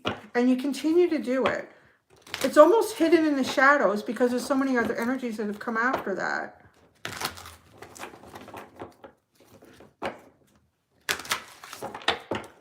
Wow. Okay. Judgment. The Queen of Wands and Judgment. I think that's fascinating because, well, the Queen of Wands too is the burn. There's the burn. And the Judgment, the birth. Jeez. Wow. You take the birthing pains and you release it like you're the release of the birthing pain. God, I really feel like a lot of you too would be natural, talented, oh, I'm hearing doulas and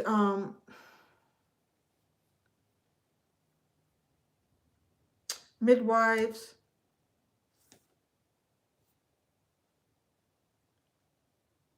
You are really that shoulder to cry on. But like for you,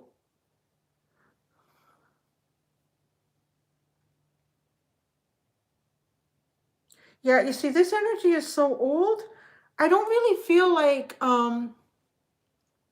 that when you're rising from the ashes, when you're rising from some sort of large transformation in your life, it doesn't happen like it does to other people. Like, it's not like this ripping apart or this pushing away. It's soothing. You soothe it. And you don't necessarily dispel what was once before. Because you were, like, you are this old ancient energy.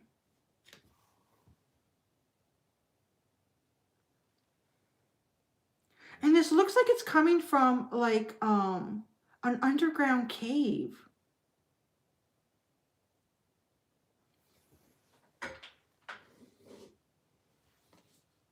Could the first civilizations of man existed not on the surface? I'm so intrigued by this. I'm really intrigued by this. It like reminds me of those underground caves and lakes and rivers that you see. I see on nature shows. I haven't been to one yet. But the light comes through. It's like oh, what's that called? Is it like Gulliver's Travels down inside the earth? You're harnessing some world. Yeah, maybe, right? The first frequency. But I don't even think it was on the surface of the earth. Yeah, inner earth.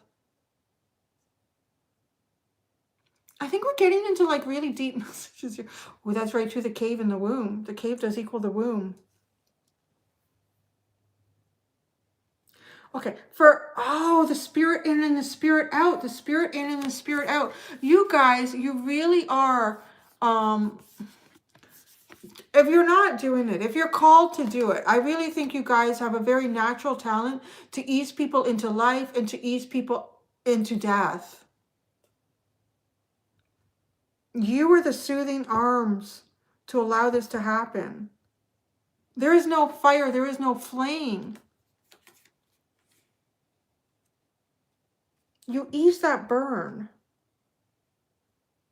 You take all of this, like fierce fire, the volcanoes of earth, and you project it and you bring it out. You will allow it to expand without destroying.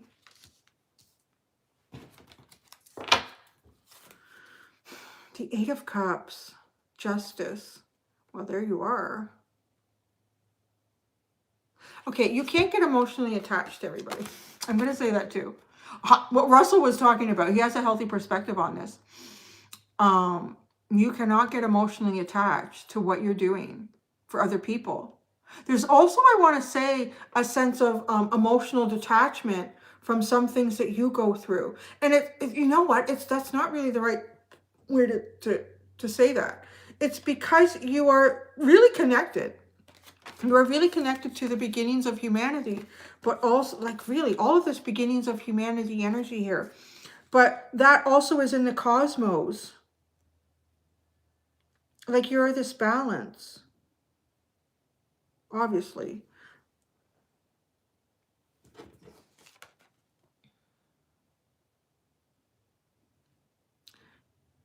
Good. There's so much for you. This is like, yeah, you are the alchemist. Look at this card. You are the alchemist. I'm telling you, look at the card and I'm staring at it. You are the alchemist. Yeah, doula is a midwife, right? I'm trying to remember. There's a term for someone who does sort of this, but it's not a doula, right? Or is it a doula? Is a doula the one that helps people go through death? You know what I'm saying, guys? The midwife and the doula. I feel like the doula is the one. And that's it. Okay, that's why I said that. The doula and the midwife. These are really strong, I want to say, like, soul journeys for you to be that. Like, you'd be very powerful in that. Or doula is below women. You know what I'm saying, guys? Helping people exit life and helping people enter life. Now, you are the alchemist. And that's how you do that. You're doing this all the time. I'm not really getting anything like I did with Virgo where it can be hard and detrimental to you. Because there's nothing that comes after this justice, this balance. There's no other cards. It's all in reverse. Like you do. This is a very old, I want to say Libra, whether we knew it or not. You see, you're coming through as one of the older energies here. And you have become the alchemist of life and death. So because of that, you don't go through this. You alchemize it. Maybe it feels difficult to you in what you're going through when you have major transformation and changes in your life. But I'm kind of here to tell you it's not as much as, you're not feeling it as much as others are. You alchemize it at least more holistically. You still feel it, you still go through it, but you're alchemizing it. You are the gateway from life to death and rebirth again. And you've been doing it since the dawn of time. That's all I can really say. Like, I can't. I'm not getting it. I mean, I'm looking for, but you don't have it. I mean, I can't force what's not there. You don't have this. You are mastering it. Like, look at what you're doing. It's not pulling you apart like it was Aquarius. It's not making you walk away like it was with Leo.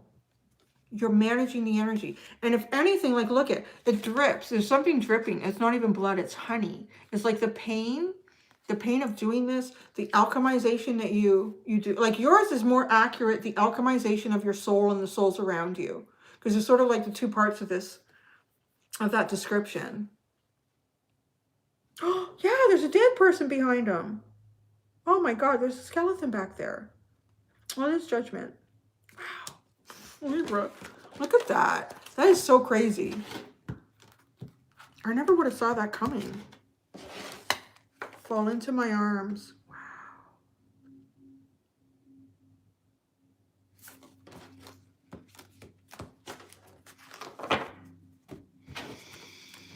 Oh, Libra, where are we going? We just got 3 more to do.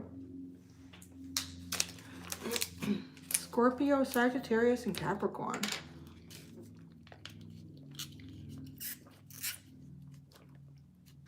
Does resemble his own body.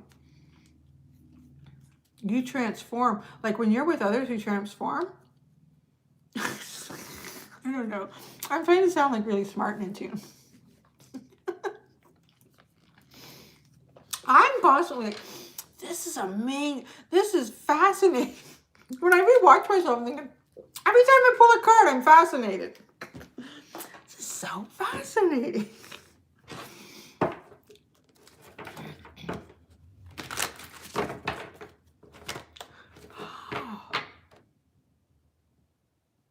It reminds me of the, oh, what is it called again? The mitochondrial DNA. You know, when Capricorn is last. Because you guys had a full reading yesterday.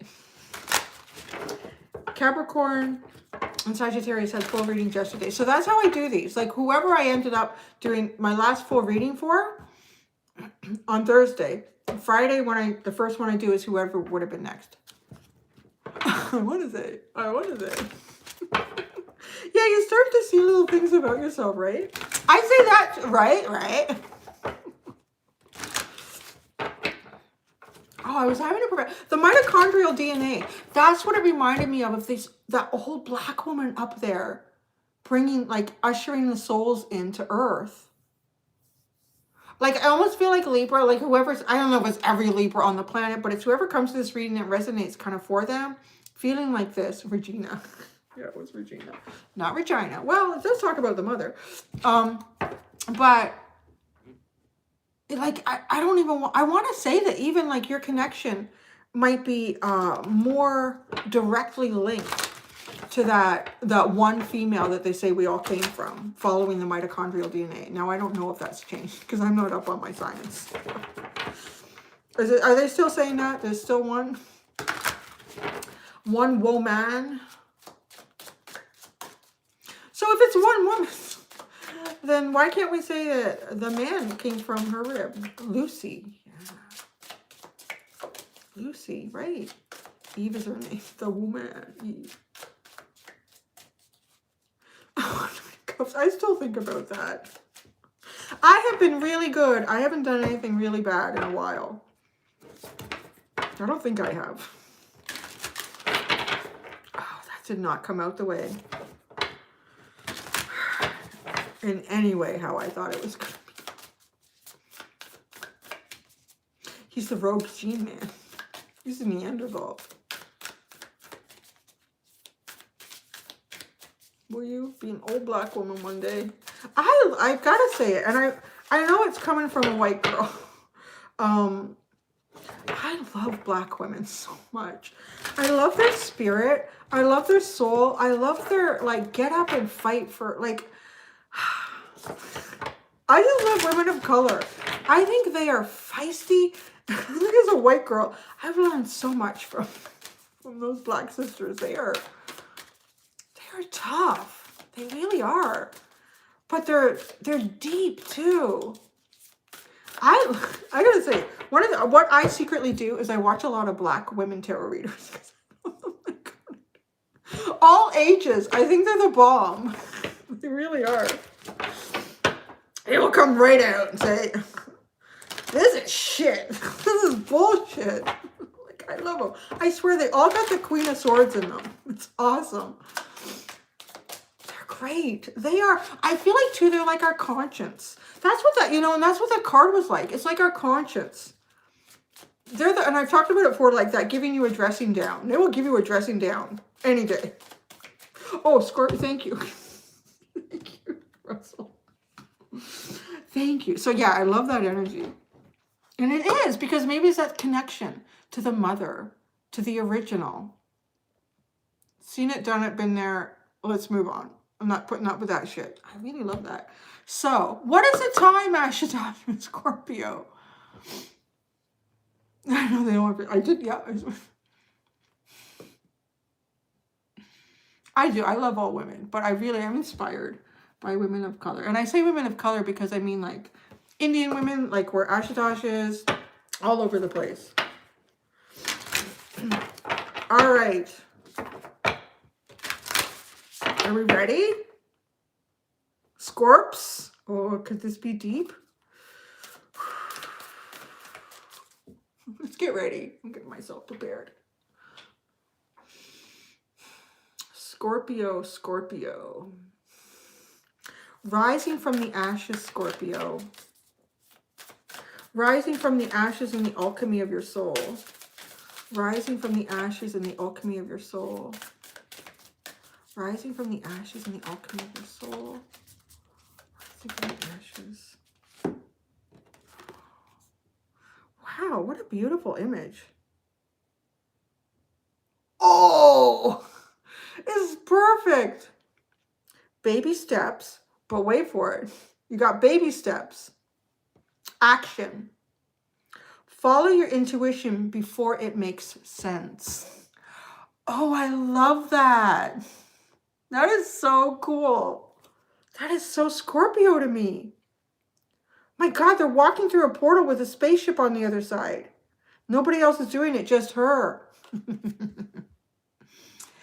You are the fire. Like, you will walk into the fire, following your intuition before it makes sense.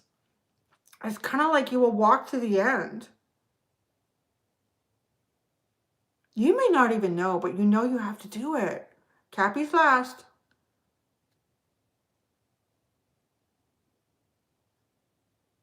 Okay, these baby steps, it's funny because it doesn't,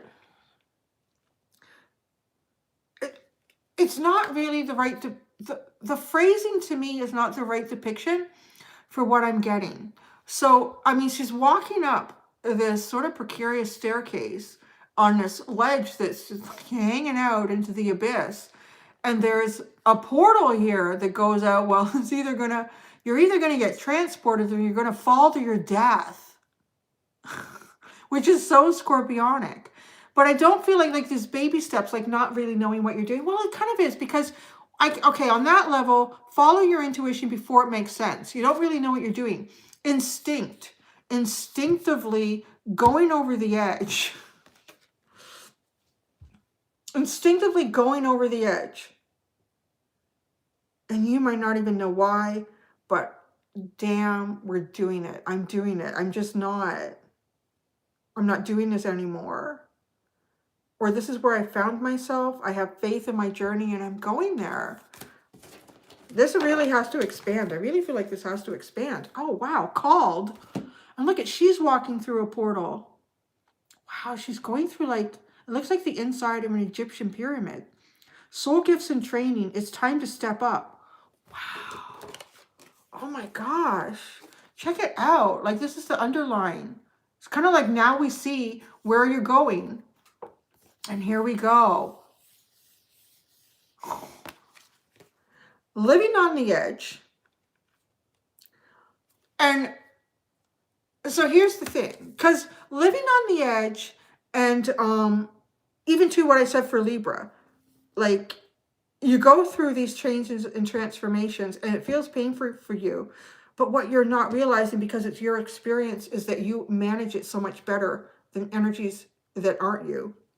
And here, this kind of like living on the edge, following this precarious staircase, going, you could just go over the edge. And where's she going? Going over the edge. It may not feel like living on the edge to you. It feels like living. It feels like being alive.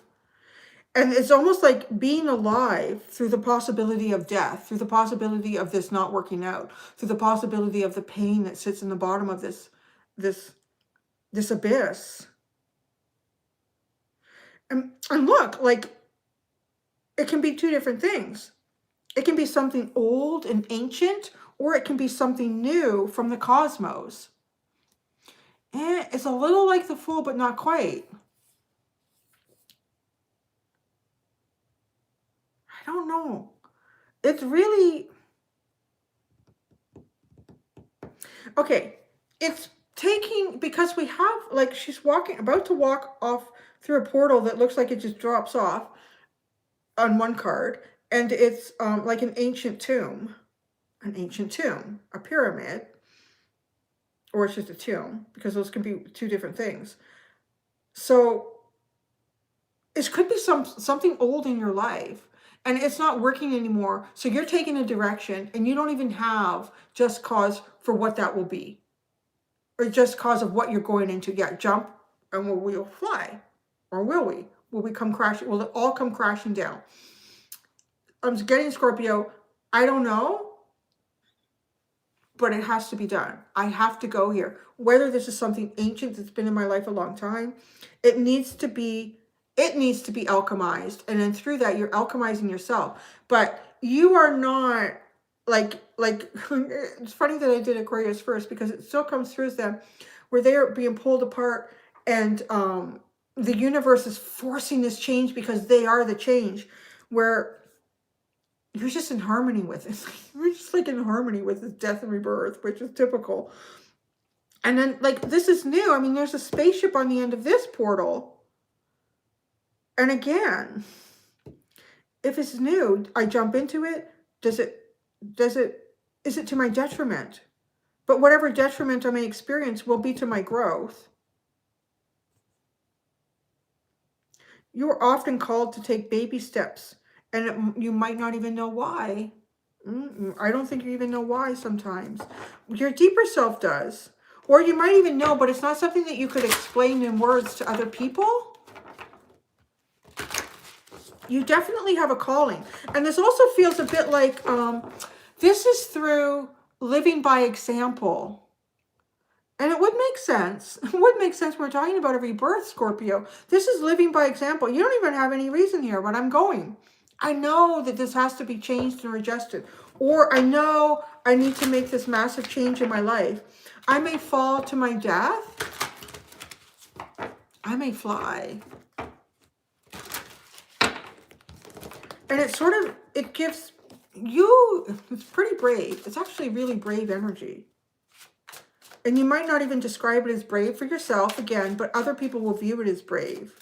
Brave and brawny. I'm hearing brave and brawny. Like really strong and brave. You are brave to face the flames. You're brave to face the flames. Oh, so many cards. I know my jaw's getting tight.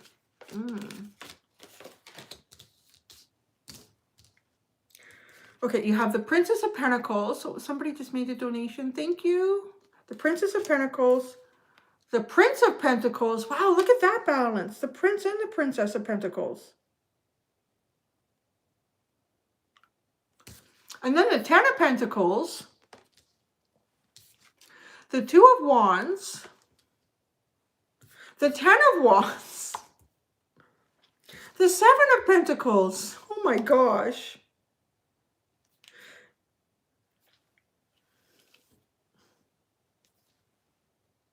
You take the yin and the yang. You take the yin and the yang, and you can make beautiful, harmonious balance with this. So your death and rebirth can go either way, is exactly what these cards are telling me. Because you take the Princess and Prince of Pentacles and go into the Ten of Pentacles. You take the Two of Wands, this could go either way here, and it goes into the Ten of Wands. Like, this is over, it's done, it's too much.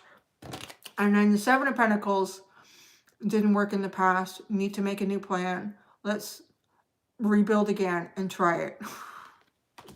Wow. This is kind of like, you know, I thought it was going to be deep. I mean, it is deep, but it's death and rebirth. It's actually, it's birth and death. That's what I would call it. Birth and death. Birth and death. Birth and death.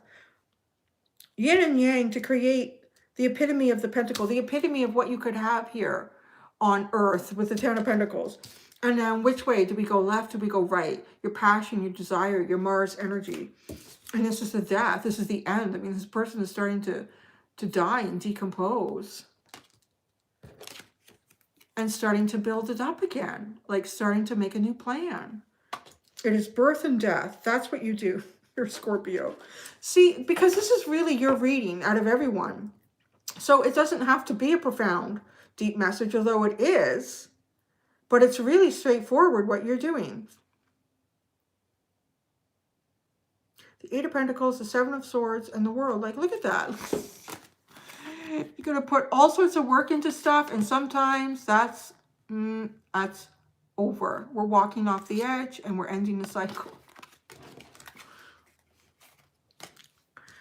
I'm sorry, I'm stretching my jaw. There you go. That was interesting, Scorpio. You kind of... It's sort of like a blueprint for everyone else. Okay, guys, this is what you... Why is everyone else making this look so difficult? Why is everyone else complaining? It is. It's totally second nature to Scorpio, so there's nothing there to go,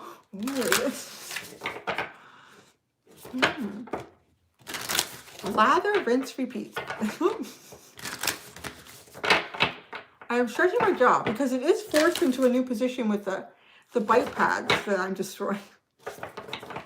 I want a clamp. That's what I want to do. I have not been to Birmingham. No. A few places I'd like to go. What's in Birmingham? Inspire me. What is specifically in Birmingham? Why does my hand feel small now? I wasn't sure. There we go. Oh, I needed that.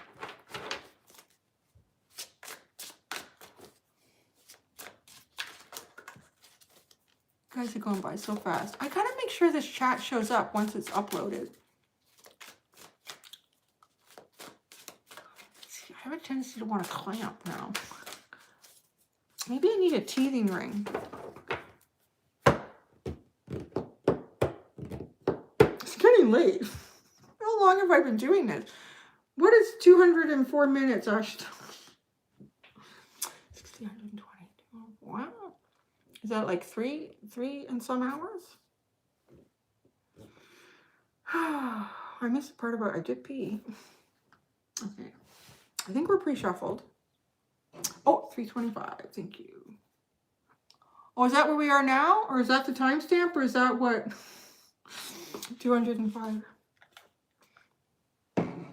It says 3 hours. My longest is 3.5, so. Almost there. Almost there. I was thinking too, next week, I think I'm going to do blind spots for everybody. It's been a while. I need to do some blind spots. Okay. Sagittarius. This would be interesting. The last fire sign to explore here. Rising from the ashes. Alchemizing your soul, Sagittarius. Rising from the ashes and alchemizing your soul. Rising from the ashes and alchemizing your soul.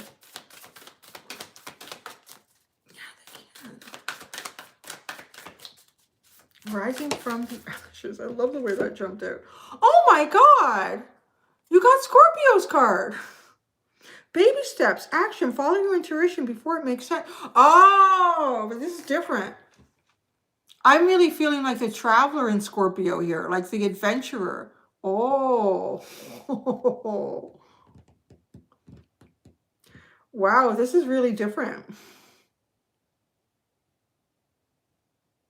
You know what I feel from this? If it's not serving me, like really just moving in the other direction. What's at the bottom? It can't be this. Oh, how is that freaking possible? How is that possible, guys? You guys saw me shuffle. I did shuffle it, right? Can you guys confirm for me that I shuffled? I did shuffle. I shuffled a lot.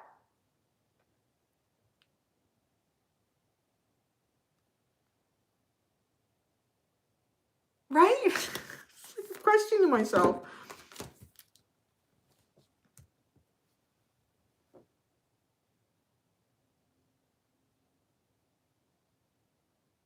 Yeah, this is different though. It's funny how the message comes in differently. It's time to step up. You know what I feel like here with Sagittarius. So what happens here? Like if you're involved in situations, circumstances, relationships, commitments, whatever avenue of life this is, it's different though, Russell. It is different because it's time to step up. I feel like you will get to a point where you're fed up with something. You're either fed up with the way your life is going or you're fed up with the way something is playing out. And it's like, it's time that someone steps up here. And you said, like, there's certain phrases that are jumping out at me that were not jumping out with Scorpio. It's time to step up and follow your intuition before it makes sense. Like, I feel like you can just disappear. You could be gone. And people are like, what the frick happened to Sagittarius? Where did they go? Because you're fed up with this crap. That's how you come out of the fire. Like maybe you're sitting and you're smoldering in the ashes for a while and you're like, screw this shit. You're really getting that. Okay, we got a whole bunch of fire just came. But here, like I'm going on a new adventure and it's time to step up. I feel like you are called. It's like you feel like you are called to step up. And step up for yourself. If you're coming along, great, but I'm not waiting. I really feel that. Sagittarius, I'm not waiting.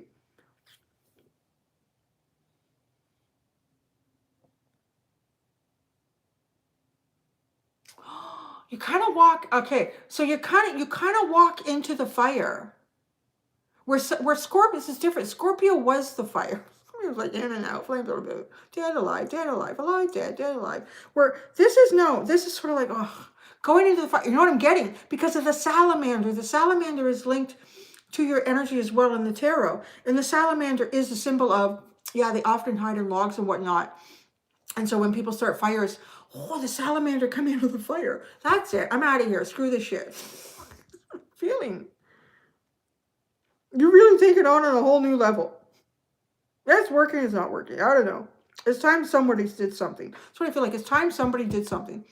Is this resonating for Sagittarius? Because I don't know a lot of Sagittarians. So, but that's the message that's coming through. Really salamander-like. Thank you, Bernsky.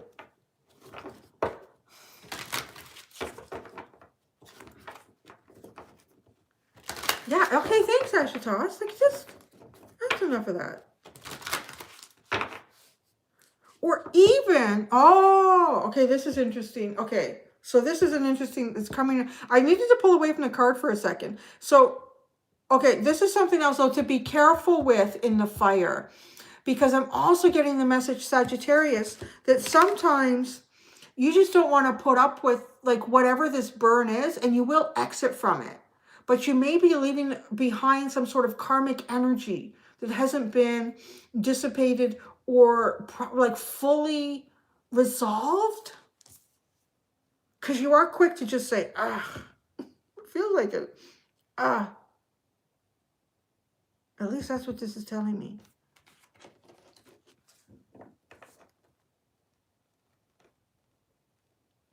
But you do follow your intuition. Let's see what these say. Let's see what the tarot cards say.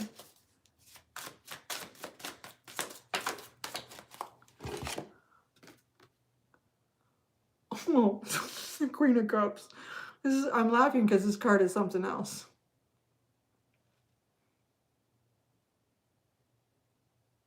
You know what? I like what you're saying there, Little Fire. You've got phone calls to make before you head out. That's actually a really good, simple way to describe what this is. You've got some phone calls to make before you head out. Don't forget to make the phone calls.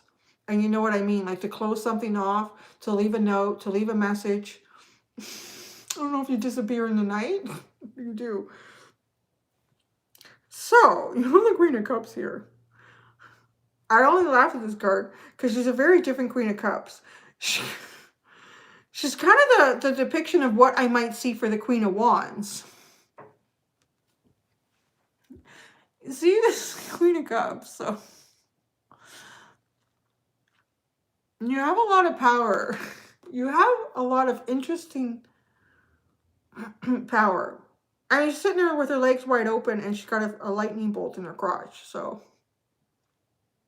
You like to disappear, Ashutosh, yeah. So that's what you Saggies are doing. You're disappearing. You're kind of disappearing. Your intuition is telling you, but I really like, I can't remember who said it now. Remember to make those couple of phone calls before you go out. Little Fire. I'm not sure what to say with this Queen of Cups. It's really weird and unconventional is what I'm going to say. Okay. This is, I feel like this is more what you perhaps crave. This is the unusual and the unconventional. Yoga video. Yeah, I think probably is. Weird and unconventional is how you're perceived, but I feel like you gravitate towards it.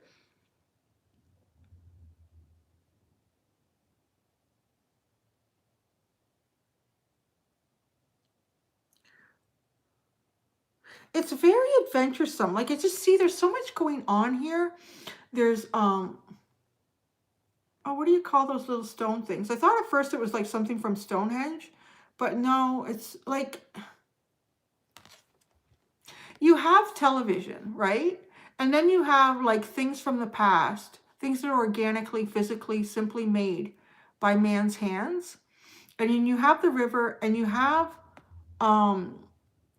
this creature at the bottom that I can't remember what it's called from Egypt. And then you have like this strange little alien type creature here. You guys are really, you know what I'm getting? You're really connected with fairy energy.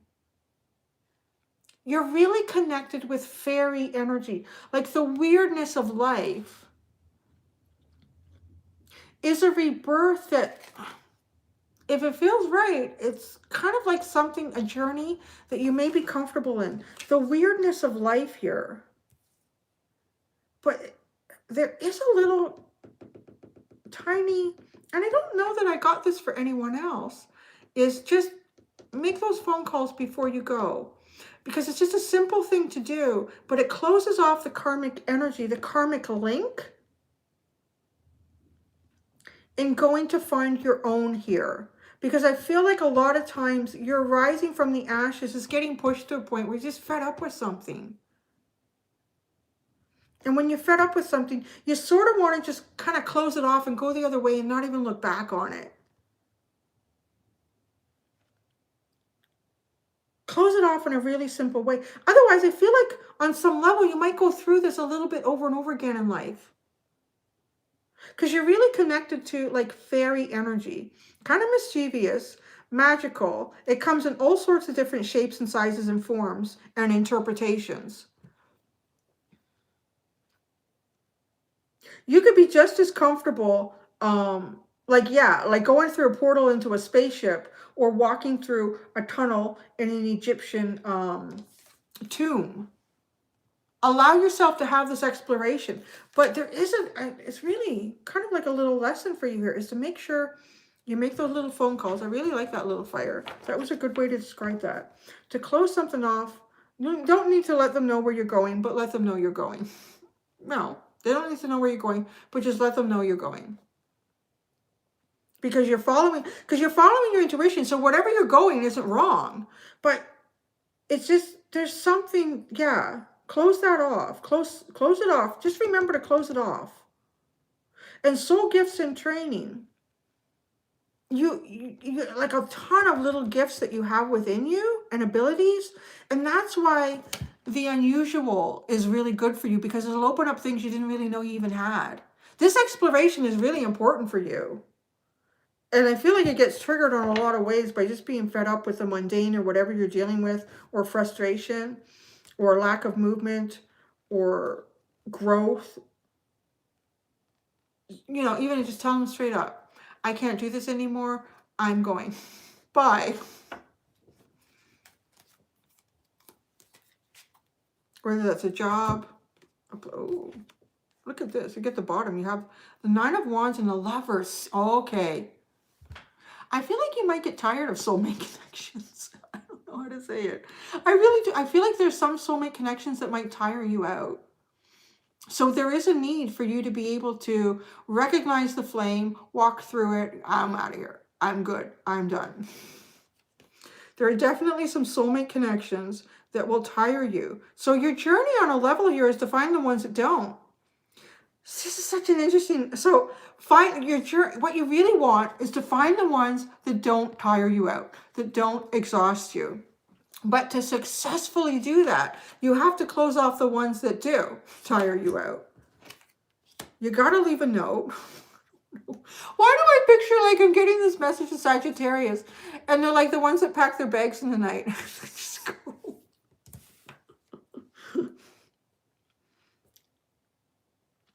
I'm getting that song, 50 Ways to Leave Your Lover. So closing it off, leave a note. If it was them and not you, let them know. If it was you and not them, let them know. But close it off. Sagittarius, this is really different.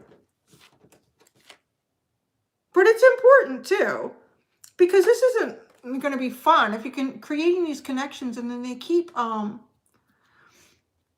wearing you down or tiring you out. They're not meant for you. It's sort of part of your exploration to find the ones that do. But if you find yourself going in and out of this over and over again, or even if it's like friendships or work, whatever these connections are, these choices that you're making, close it off. Leave that note. Leave that message. You don't need to leave a forwarding address, though, I'm hearing. Like, you don't need to do it. You just need to close it off. So sad. I didn't see that coming either. Oh, particularly. Okay, and you see, I put these cards in here like that. That is so crazy. And that's interesting, too, to see how you can get exactly the same cards and have a completely different message come through. Oh, my God. Oh, wow. That's cool.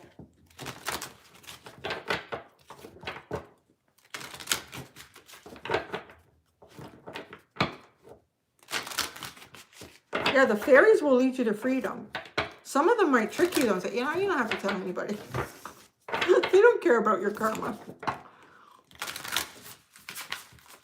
Yeah, see, I know I did this going into Sagittarius.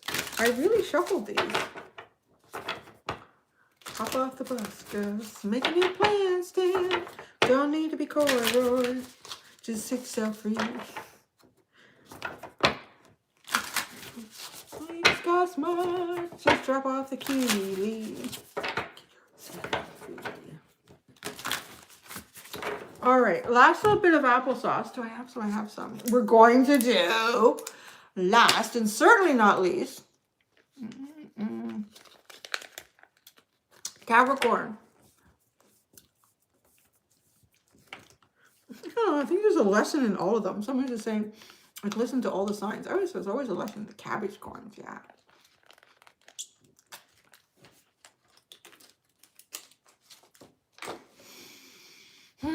Capricorn, Capricorn, the salt of the earth and the devil within. The salt of the surface of the earth and the devil within it. All right, we're ready. What are we at here? Oh, thank you, little fire. Don't put so much pressure on me. Ashutosh. It must be getting late where you are, Ashutosh. 41:20, thank you. What time is it there now? Is it late? Ashutosh is in India, guys. And here I am in Canada. So 12:03 a.m. Oh my goodness. If you don't go to sleep soon, the Easter Bunny won't come. Oh no, that's Sunday. You're okay. Oh, jeez. Oh, Russell. Oh my goodness. All right. Capricorn. I almost wonder about this one too with the devil energy. Like always working in and out of things that can confine you or entrap you. Will this be deep or will it be kind of like Scorpios where, yeah, we do this. All right, Capricorn, Capricorns.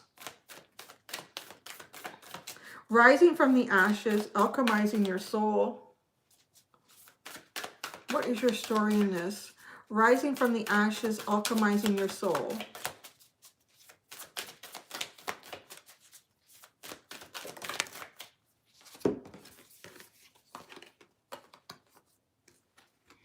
You have two. Well, I want to do it like this because that's how I saw it first. You have one of the cards that actually Libra had. Fall into my arms, surrender, holding the opposites, extremes of life. And then you have lifting the veil, questioning everything. Anything unaligned must go. Ooh. I like that. I like the lifting the veil because that's where I feel that devil energy. Anything unaligned must go.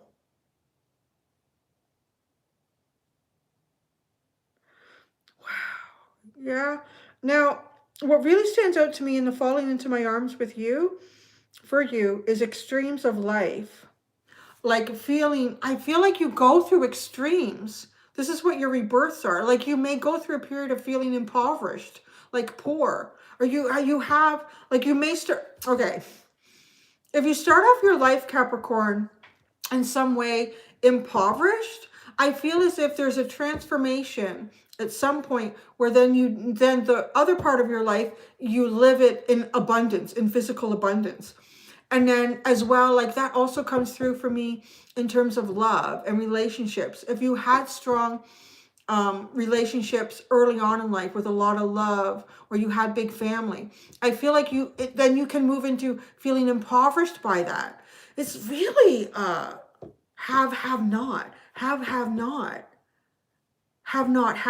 because it does feel like it goes that way as well. And surrendering, it almost seems to happen enough for you that then you have to surrender at some point. You surrender at some point.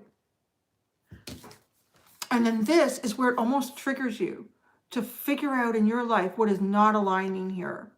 And that's how you kind of face this devil. Because it's like the devil is kind of yanking your horn. The have not. The have not have. How can I do this in one part and not in the other of my life? How? And it's pushing you to a point to finally stand up and say, what, why? And then you question everything that you thought you knew. And then if it's not in alignment, it's got to go. But you live through these extremes. I feel like you go through this, out of everyone that I've done today, and it's funny that now you're the last one, from these cards, I'm really feeling like you go through this fire, this flame more than anybody, like more often, on so many different elements. And that's not what I would have predicted. I mean, I would have predicted it for Scorpio. But no, I feel like you, yeah, I don't know. I keep looking to, what do you think? Like, that's what it feels like. At the bottom. Forge, don't follow. Pave a new path. Be the leader you wish you had. Ah, that's, oh. So this is part of that, being born into something and seeing it a certain way through the eyes of a child, through the eyes of your child you, and kind of having a comprehension of what it is and how it navigates and how it's used. And then as you get older, certain things aren't working anymore. Why? It worked over here. Why did I have all this abundance in this aspect and now it's not here? Like, it doesn't make so much sense. Forge, don't follow. Pave a new path. Be the leader you wish you had. And this is connecting. So that's the underlying. This is the connecting part with me, where it's finally, it pushes you to see this devil energy. The devil that exists around you. Questioning everything. Anything unaligned must go. And that's where you become the leader and you make the new path. Because this path that you were understood and taught when you were younger isn't really the path. Maybe it was 200 years ago. It's reminding me, again, The Crown. I don't worship the royal family. I'm just watching it because it's fascinating for anyone that's going to put that in. But you know, like every time they want to try something new or do something different, the institute of it says, no, you can't. Because it's, oh, why? Because we've always done that. That's why. Like, well, not always, really. Maybe the last 200 years, but that's not always. So it changed. Someone changed it 200 years ago. Why can't you change it now? That's what that is. It's forging a new path, but on a very earthly realm. Like, it's really earthly.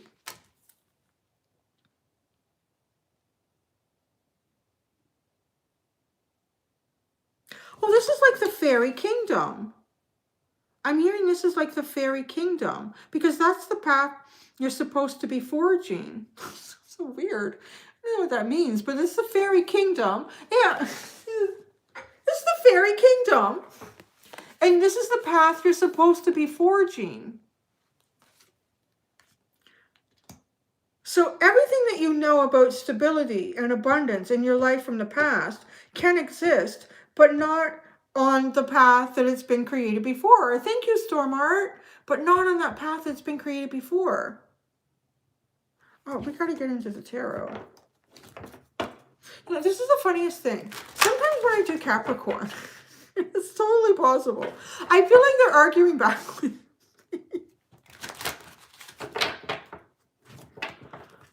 You know, I would say the Oakmen are Capricorns.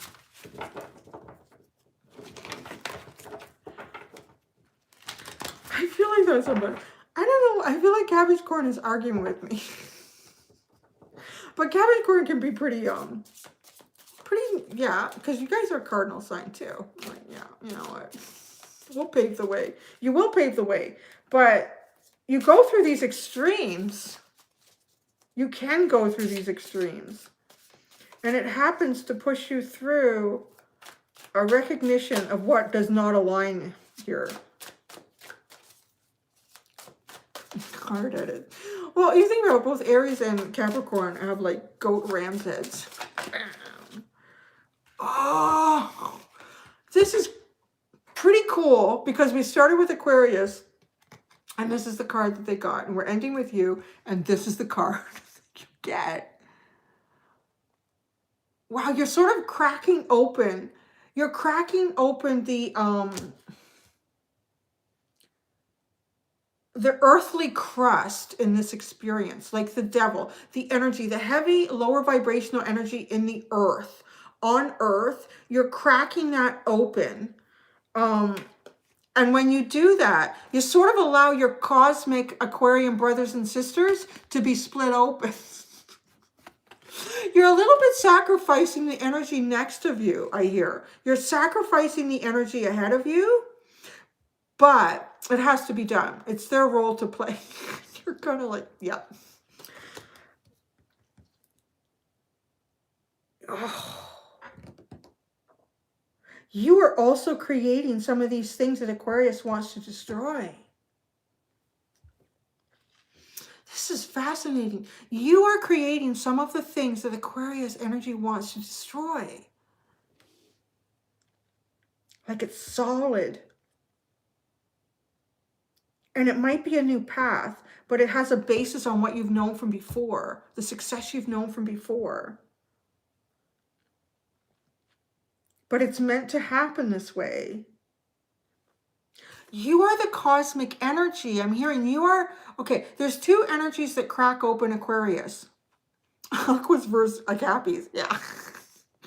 Cappies win this one, and I'll tell you why. Because they are the earth energy. I'm getting that. They are the earth energy. They are creating the fairy kingdom. It makes so much sense because of the devil card, and it is the energy of earth. So you are presenting it to them. You are creating with that, and it creates the energy of earth that almost like they need something to crack open here to have a past and a future with where things are going. I hope this is not too far out there. But that's, out of all of this whole journey that we've taken in, you know, cracking open, coming out of the ashes, through the flames, alchemizing your soul through big changes like this, I feel like Capricorn, this is where it starts. This is where it starts. It doesn't actually start at Aquarius. It starts right here.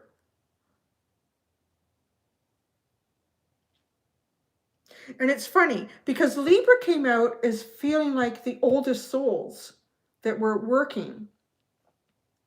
But you're Libra's kind of nurturing the souls. Where it's true. Capricorn, you're not nurturing. You're tough love. You're tough love, and you're going to go through tough love. Absolutely. An Aqua rising in Venus, and it makes sense. It feels like Capricorn energy is like whipping your ass. You are tough love, but you've been through tough love.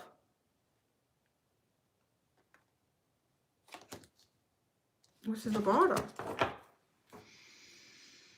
Oh, the Prince of Wands. I know this is a wand card, but it reminds me of Aquarius. It's pretty crazy. Oh, I feel good.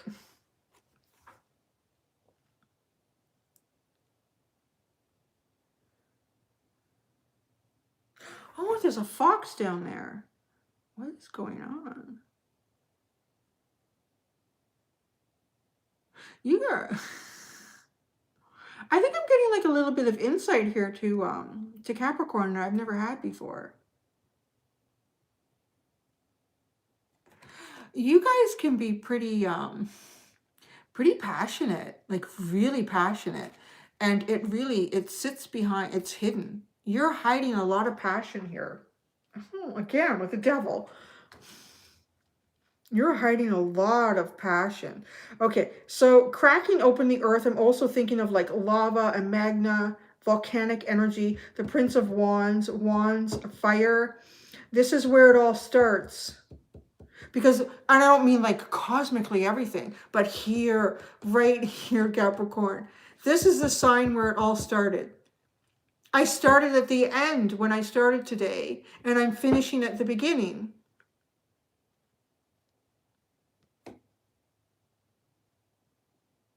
It's like the Garden of Eden revisited. It is the Garden of Eden revisited. The kingdom of the fairies.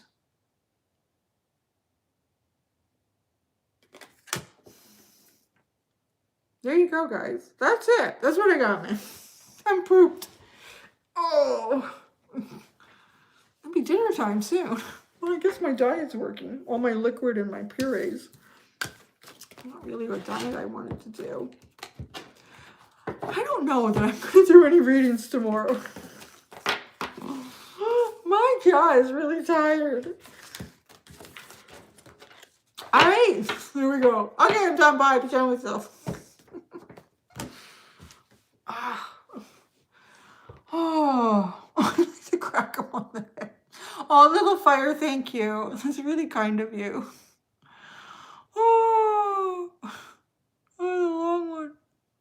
All right, I did my Easter penance.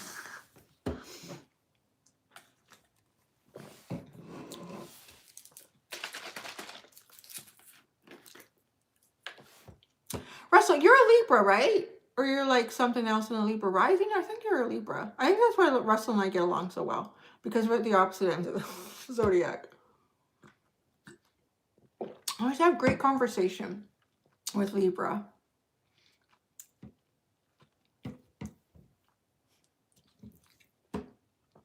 Did I do great? Thank you. I'm kind of a rest. You're going so fast. Please don't ever feel like you have to send me money.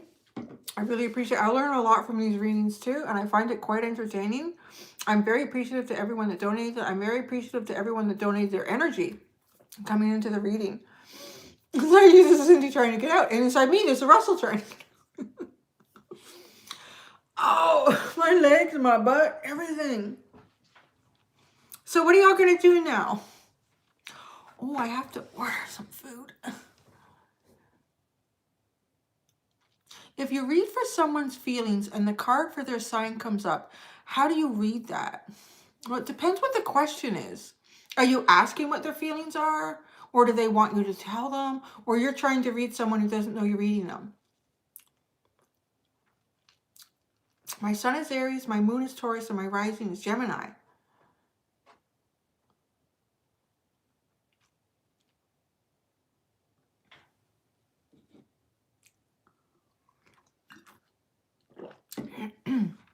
I haven't decided what I'm going to eat yet. It's my last meal. All of the above. Well, I would say that they're in alignment. Thank you, Andrea. Thank you so much. I would say that if you're trying to read someone's emotions or energy, and the card that represents like their sign comes out, I would say that they're probably in alignment with like a healthy version of themselves. So, okay, as an example, Aries, but like, what does that mean? So is this person really emotional, or are they not so emotional? Maybe like the Emperor card, like if you're asking me how I was feeling and the Emperor card came out, maybe I'm feeling like I need control in this situation. Maybe I'm feeling like I need to empower myself in this situation, or maybe I'm feeling like you empower me or give me control in this situation or bring control or stability on some level. That's why I like clarifiers, because one card can kind of give you a picture, but then I'll go, okay, so who has control in the situation? And you can ask and it'll tell you energetically. The devil for my copy. That's never easy. I would have to clarify this. If you were asking, if you had someone who was a Capricorn and you're asking how they felt and the devil came out, I would clarify that. There's a lot of things that could go with that, right? I think when I'm asking how someone feels, I don't really try to connect it to what I know their zodiac to be. Because of that. And I try not too much to say, oh, this is Capricorn. I mean, if I'm doing their reading and their card comes out, that's right. Like what the mood of the devil. Like it could be just like really lustful and on fire and excited about something. Or it could be toxic thoughts. It could be a sense of, there could be an addiction involved. There could be control issues. There could be codependency on something or someone. How are they feeling? They may be feeling trapped with the devil. I would say that. If you asked how someone was feeling and the card that came out was the devil, I would want to pull out more cards, but just on the surface, I would say they're probably feeling trapped on some level. Something's making them feel trapped and confined and held back and imprisoned. Like sort of their rights have been stripped away.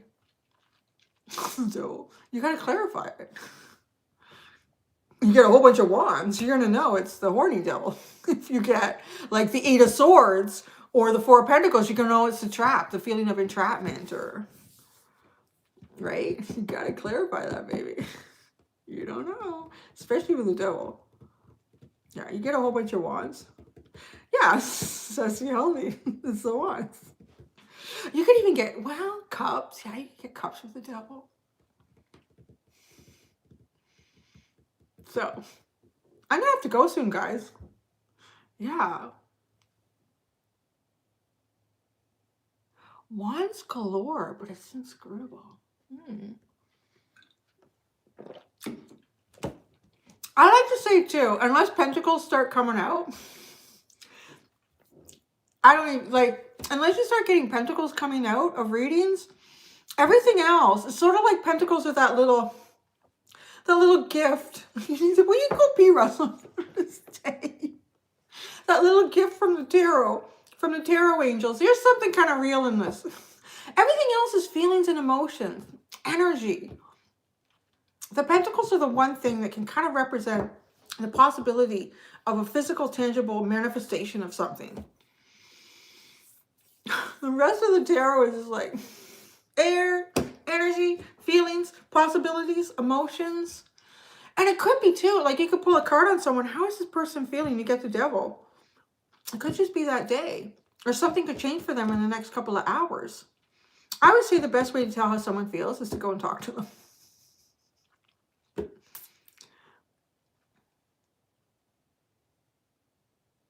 Oh, the Costco story, I think that was just before Virgo.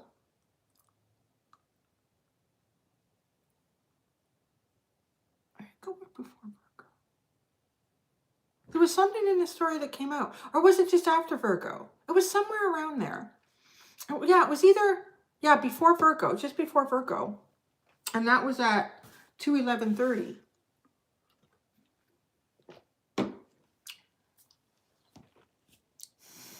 Double Cancer. How do you deal with all that feeling and emotion? It's so bad. Aries, Gemini, how do you deal with all those feelings and emotions? Tell me, Brinsky, how do you do it?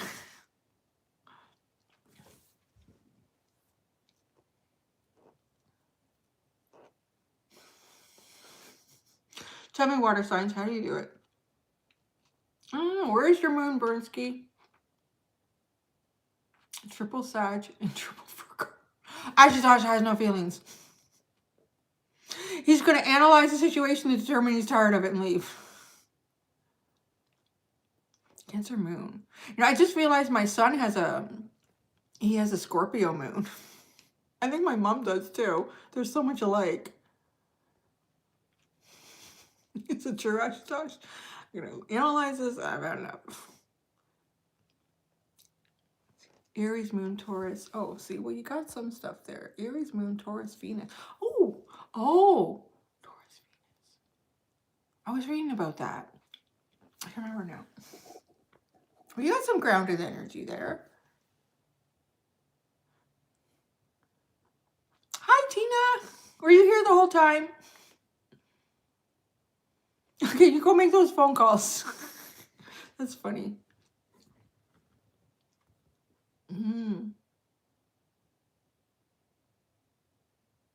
Are you just like, Nora's like Ashutosh.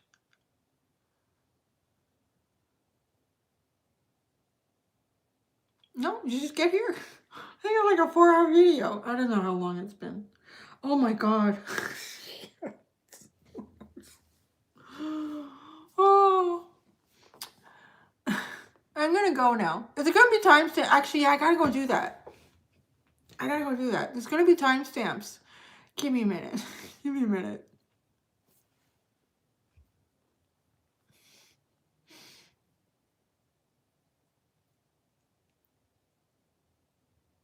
It's okay. Thank you, guys. I don't know.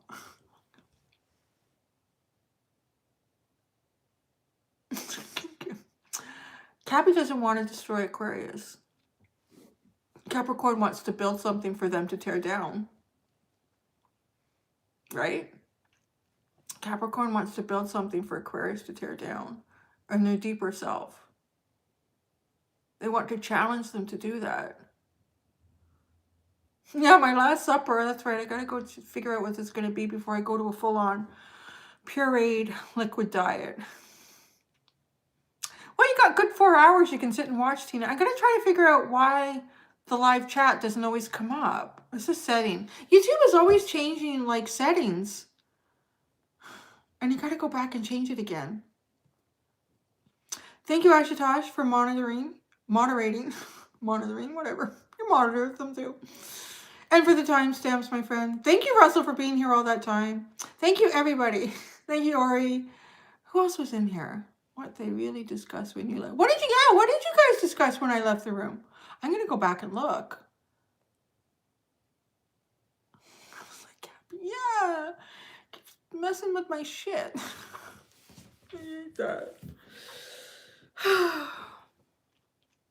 Oh, because I keep wrecking the things that the orthodontist puts in my mouth. And I'm not eating hard things. I was eating a French fry from McDonald's, like a shoestring French fry.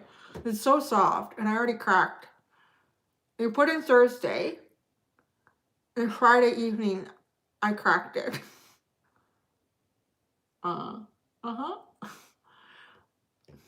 It's my 5th set. And then I broke this thing. I don't know. My teeth are really, I can't chew anything anymore. I think that's what it is. They need to stay in there to bring my jaw forward. Oh, the live chat doesn't load unless you turn off the button. Okay, check that. Still 240 people. This is what I have a problem with. I feel like all these people are at my house and it'd be rude just to close the door and tell them to leave. Y'all gotta go now. You have to go. Everybody go. It's time to go. The party's over. Come on. Out of the house. Yeah, well, when you have a 10-year-old, every once in a while you do go to McDonald's. So, yeah. I was just saying to everybody, if it looks like I start to get kind of thin, that's why. Bye, Russell. See, Russell's leaving. He knows. Bye. Oh, God, I can't say bye to everyone, though. It's midnight. You got to go to sleep, Ashutosh. Bye, Tina. Bye, bye, bye, bye. Goodbye, everyone. I am going to go now. I think I do have to pee again, and I have to go have my last supper. So I do not have to go to the bank before it closes. No. Bye, everybody. Thank you so much for coming here. Thank you for letting me read your energy. If you just got here, there'll be timestamps in a few minutes. Thank you, Ashutosh. Thank you, everybody. Take care. Have a wonderful Easter weekend, and do be gentle with yourselves. Bye.